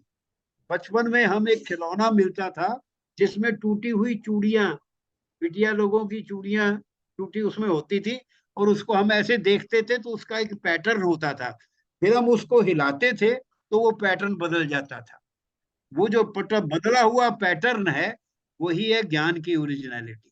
That is all. इसलिए हमारे यहाँ कॉपीराइट नहीं है। हमारे यहाँ पूर्व आचार्य कभी गलत नहीं होता। हमारी परंपरा, हमारे यहाँ कोई भी बिग थिंकर क्लेम नहीं करता कि मैं ओरिजिनल हूँ।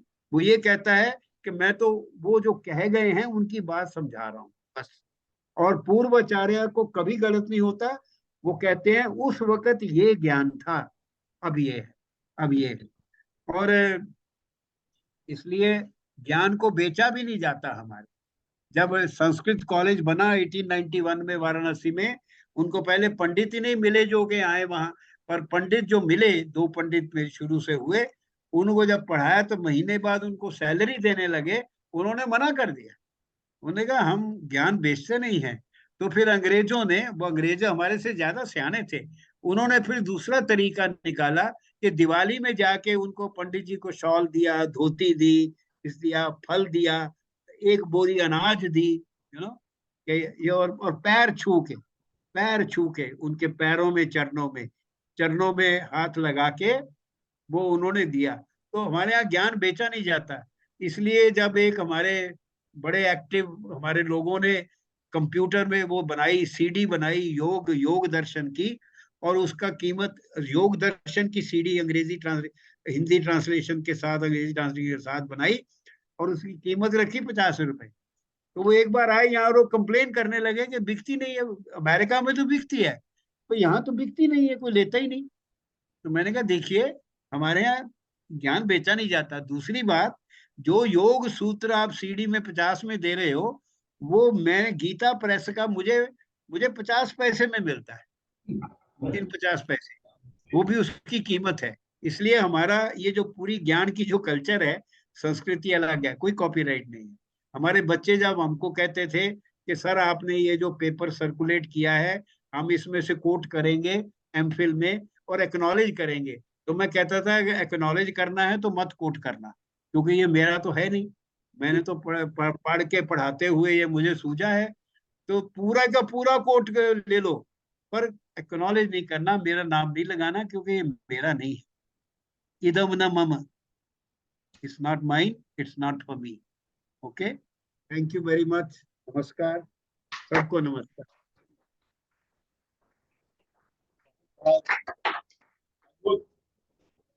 अद्भुत, अद्भुत। हरिवाल जी, वो डॉक्टर लाल आए हुए हैं क्या?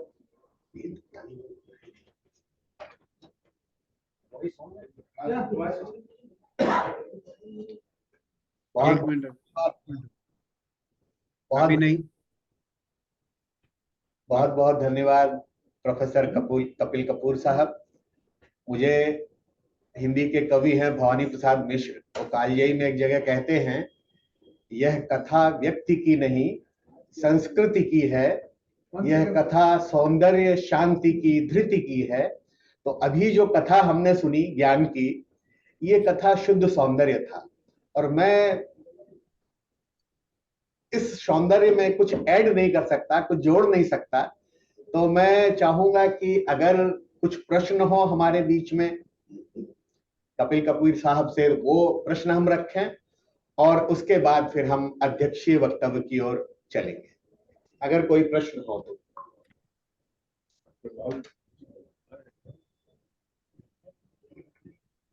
कोई नहीं होगा। लाल है नहीं। तो आज का जो ये व्याख्यान सत्र था, इसकी अध्यक्षता कर रहे हैं भारतीय विद्या मंदिर और भारतीय संस्कृति संसद के अध्यक्ष डॉक्टर विठल दास मुंदड़ा जी, जिन्हें भारत के कई विश्वविद्यालयों ने पीएचडी और डीलिट की उपाधि से सम्मानित किया है। वो पेशे से उद्यमी रहे हैं, लेकिन ज्ञान की एक बड़ी परंपरा के वो वाहक हैं, और ज्ञान की उस परंपरा के वाहक हमारे आज के अध्यक्ष से मैं अनुरोध करूंगा अपने अध्यक्षीय वक्तव्य के लिए।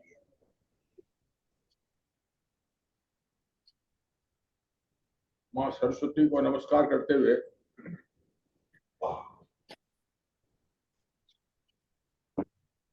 विद्युत जनों, आज एक ऋषि तुल्य प्रज्ञा चक्षु भारतीय जो परंपरा है उनका हमने कुछ थोड़े बहुत जो भी हम कर सके उनका भाषण सुना, उनका वक्तव्य सुना। गागर के अंदर सागर उन्होंने भर दी थी और मैं एक आई एम एट लॉस कि मैं कौन सी चीज को मतलब कि इनकी एक रत्नों की मंजूषा के अंदर से मैं किस रत्न को उठाऊं। रत्नों की चकाचौंध के अंदर मैं खो गया। मुझे अंतिम बात तो आपने कही कि ज्ञान हमारे यहाँ बेचा नहीं जाता। सच यह परंपरा हमारे मैंने भी देखी। मेरा जब अक्षर ज्ञान कराया गया, जिस गुरु जी के पाठशाला में मुझे भेजा गया, वहां नियम यह था कि उन गुरु जी को कोई महीना नहीं दिया जाता था। परिवारों की तरफ से एक वार्षिक भेंट दी जाती थी। अलग अलग त्योहारों के समय में कुछ अनाज है, कुछ कपड़े हैं इत्यादि भेंट दे दिया जाता था।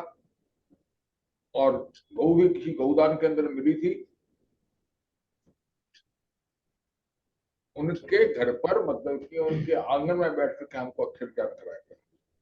यह परंपरा थी। तो संस्कृत के पंडित जी मुझे संस्कृत सिखाते थे। उन्होंने कहा था कि मैं रुपया महीना नहीं लूंगा और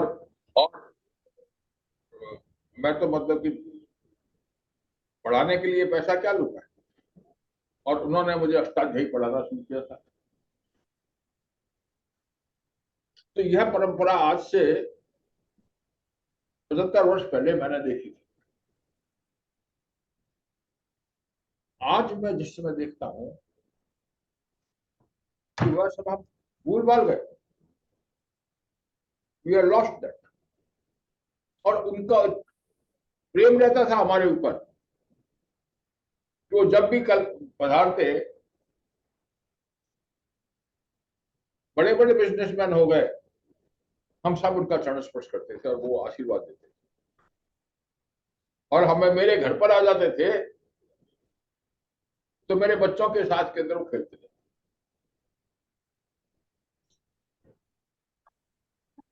अब फिर उसके बाद की परंपरा मैंने देखी। हमने केवल ज्ञान को अपने विचारों के अंदर, अपने दिमाग में, अपने चेतना के अंदर तो रखा ही नहीं, हमने उसको जिया। दिन रात तो मैं देखता ही था। मेरे दादाजी, मेरी दादी, मेरी माँ, मेरी नानी और आसपास के लोग, जो धार्मिक परंपराएं थी, जो हमारी रीति रिवाज थे, उनमें जो ज्ञान था उसका पालन करते थे। और केवल वो ही नहीं पालन करते थे, बड़े बड़े ज्ञानी पुरुष। मुझे याद आता है कि प्रोफेसर बलदेव उपाध्याय बनारस हिंदू यूनिवर्सिटी के उस समय संस्कृत विभाग के अध्यक्ष थे। वो कलकत्ता आए थे। मैंने उनको निवेदन किया कि एक दिन हमारे घर पधारिए। तो मेरे घर पर आए। मेरी दादी उस समय कलकत्ते में थी। दादी को मतलब मैंने मिलाया, दादाजी भी थे। तो दादाजी तो सम्मान करके बैठे रहे, थोड़ी बहुत चर्चा करते रहे। दादी ने कहा कि पंडित जी मैं आपसे कुछ मांग सकती हूँ क्या?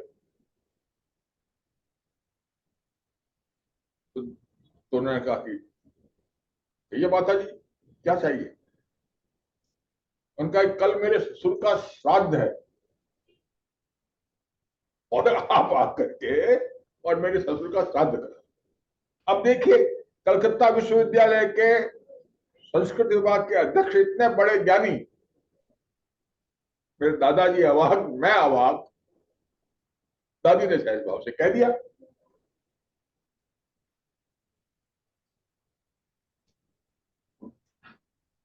प्रोफेसर साहब ने उनकी तरफ देखा। माताजी, मैं साधारणतया श्राद्ध कर्म के अंदर शामिल नहीं होता हूं, क्योंकि जब आपने आज्ञा दी, आपने कहा है और मांगा है तो वचनबद्ध हूं, मैं आऊंगा। और दूसरे दिन प्रोफेसर उपाध्याय गंगा स्नान करके मुक्ता पहने हुए मेरे घर पर आए। रसोई जो चढ़ी हुई थी, उन्होंने अपने हाथ से मतलब की खिचड़ी चढ़ाई, खीर चढ़ाई और पूरा विधि विधान से मुझसे श्राद्ध कर्म कराया। और उस दिन उन्होंने भोजन भी किया हमारे यहाँ। तो शाम के लिए दादी जी ने कहा तो उन्होंने कहा बस आज भोजन और नहीं होगा, क्योंकि आज श्राद्ध कर्म कराया है, अब मेरे उपवास रहेगा। और मेरी दादी की आंख में आंसू आ गए। अरे, एक ब्राह्मण भूखा रहेगा मेरे पीछे। अब देखिए पंडित जी, उन प्रोफेसर उपाध्याय की बात और मेरी दादी की बात, यह हमारा जीवन था। इधर आकर के एक तरह से ऐसा लगता है कि कुछ पुनर्जागरण सा हो रहा है, लेकिन एक परंपरा हो गई है कि प्रमाण के रूप के अंदर जो प्रस्थान त्रयी या प्रस्थान चतुष्टय हमारे शास्त्रों को प्रमाण नहीं मान करके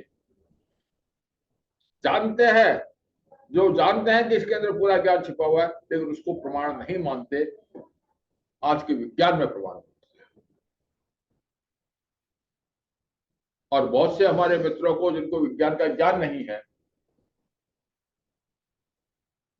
वो पूरा पढ़े नहीं, तो उनको हमारे शास्त्र बकवास लगता है। This is very unfortunate situation.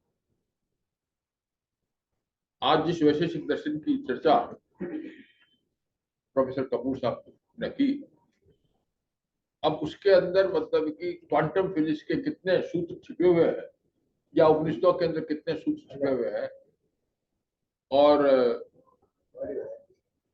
दर्शक, ज्ञान ज्ञेय और ज्ञाता के बीच का जो समन्वय है, इसकी जो महत्ता समझाई गई है, ये कहाँ विज्ञान के अंदर कहाँ आ रहा है। मैं अभी क्वांटम फिजिक्स के एक कॉन्फ्रेंस हुई थी, जिसके अंदर हमने साइंस एंड कॉन्शियसनेस की कॉन्फ्रेंस थी। मैं उन लोगों से जो बात सुनता हूं कि हमारे विज्ञान की बहुत सी बातें मतलब कि हमारे यहां से प्रमाणित होती, क्वांटम फिजिक्स और एस्ट्रोफिजिक्स के संबंध में विशेष तौर पर कह सकता हूं, और वनस्पति शास्त्र के संबंध में। तो ये जो परंपरा है, आशा करता हूं कि जो लोप हो गई है, यह पुनः गंगा तीव्र गति से बहेगी, सरस्वती तीव्र गति से बहेगी। किसी कारण से मतलब कि वो अंडरग्राउंड हो गई, जैसा कि हमारे राजस्थान में हो गई सरस्वती अंडरग्राउंड है। गंगा की धारा जो इतनी तीव्रता से बहती थी, गंगा मैली हो गई है। तो भगवत कृपा से, संतों की कृपा से, या आज के लोगों में ज्ञान आ रहा है धीरे धीरे। भारतवर्ष के अंदर पुनर्जागरण एक तरह से एक तरह से रेनेसा का पीरियड है। तो मैं उम्मीद करता हूं कि यह परंपरा कायम रहेगी। और इस विषय में प्रोफेसर कपूर जी और उन जैसे विद्वान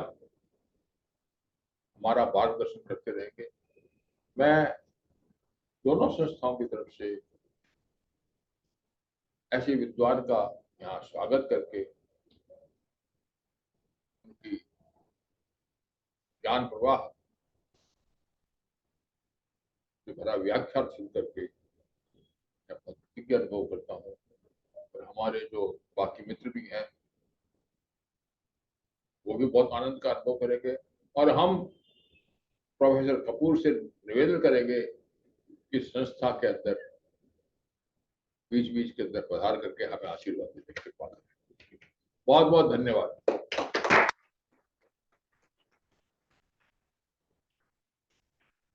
बहुत धन्यवाद डॉक्टर मुंदड़ा।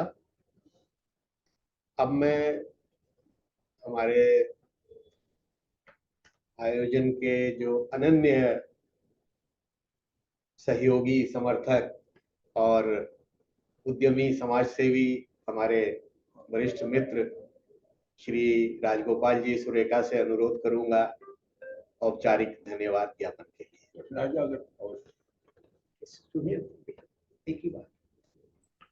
प्रणाम।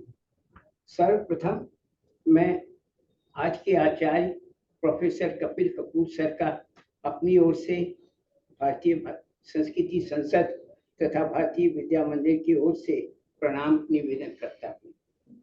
आभासीय माध्यम से जुड़े विद्वज्जनों को प्रणाम।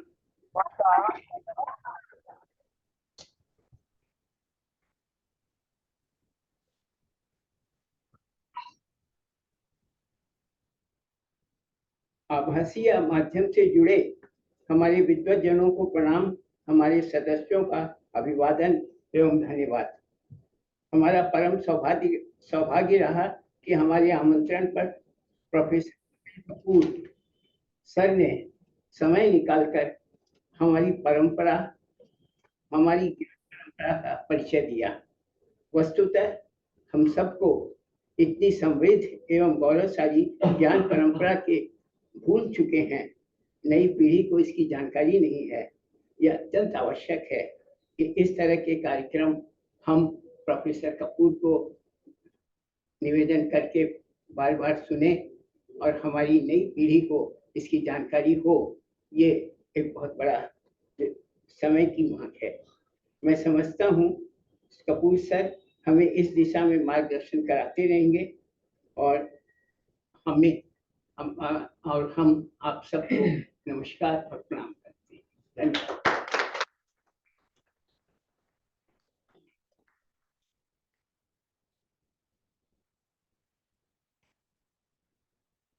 सर आप हैं? हाँ, मैं अब आज्ञा लूं सर। बिल्कुल सर, अब हम सभा विसर्जित करते हैं और आपके प्रति आभार प्रकट करते हैं पुनः। धन्यवाद जी। सबको नमस्कार। विजिबल एंड इनविजिबल जो हैं, नॉन विजिबल नॉट इनविजिबल, सबको मेरा नमस्कार। सबको बहुत धन्यवाद एक बार फिर। सब जिन्होंने अभी भी धन्यवाद किया, सब बड़ी कृपा आपकी। बहुत अच्छा लगा आपके साथ, बहुत अच्छा लगा। आज्ञा लेता हूँ। प्रणाम।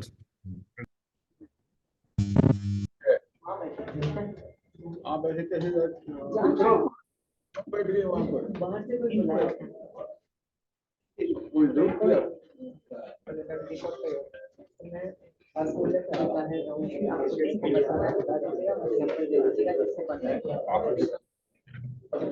आने वाली 15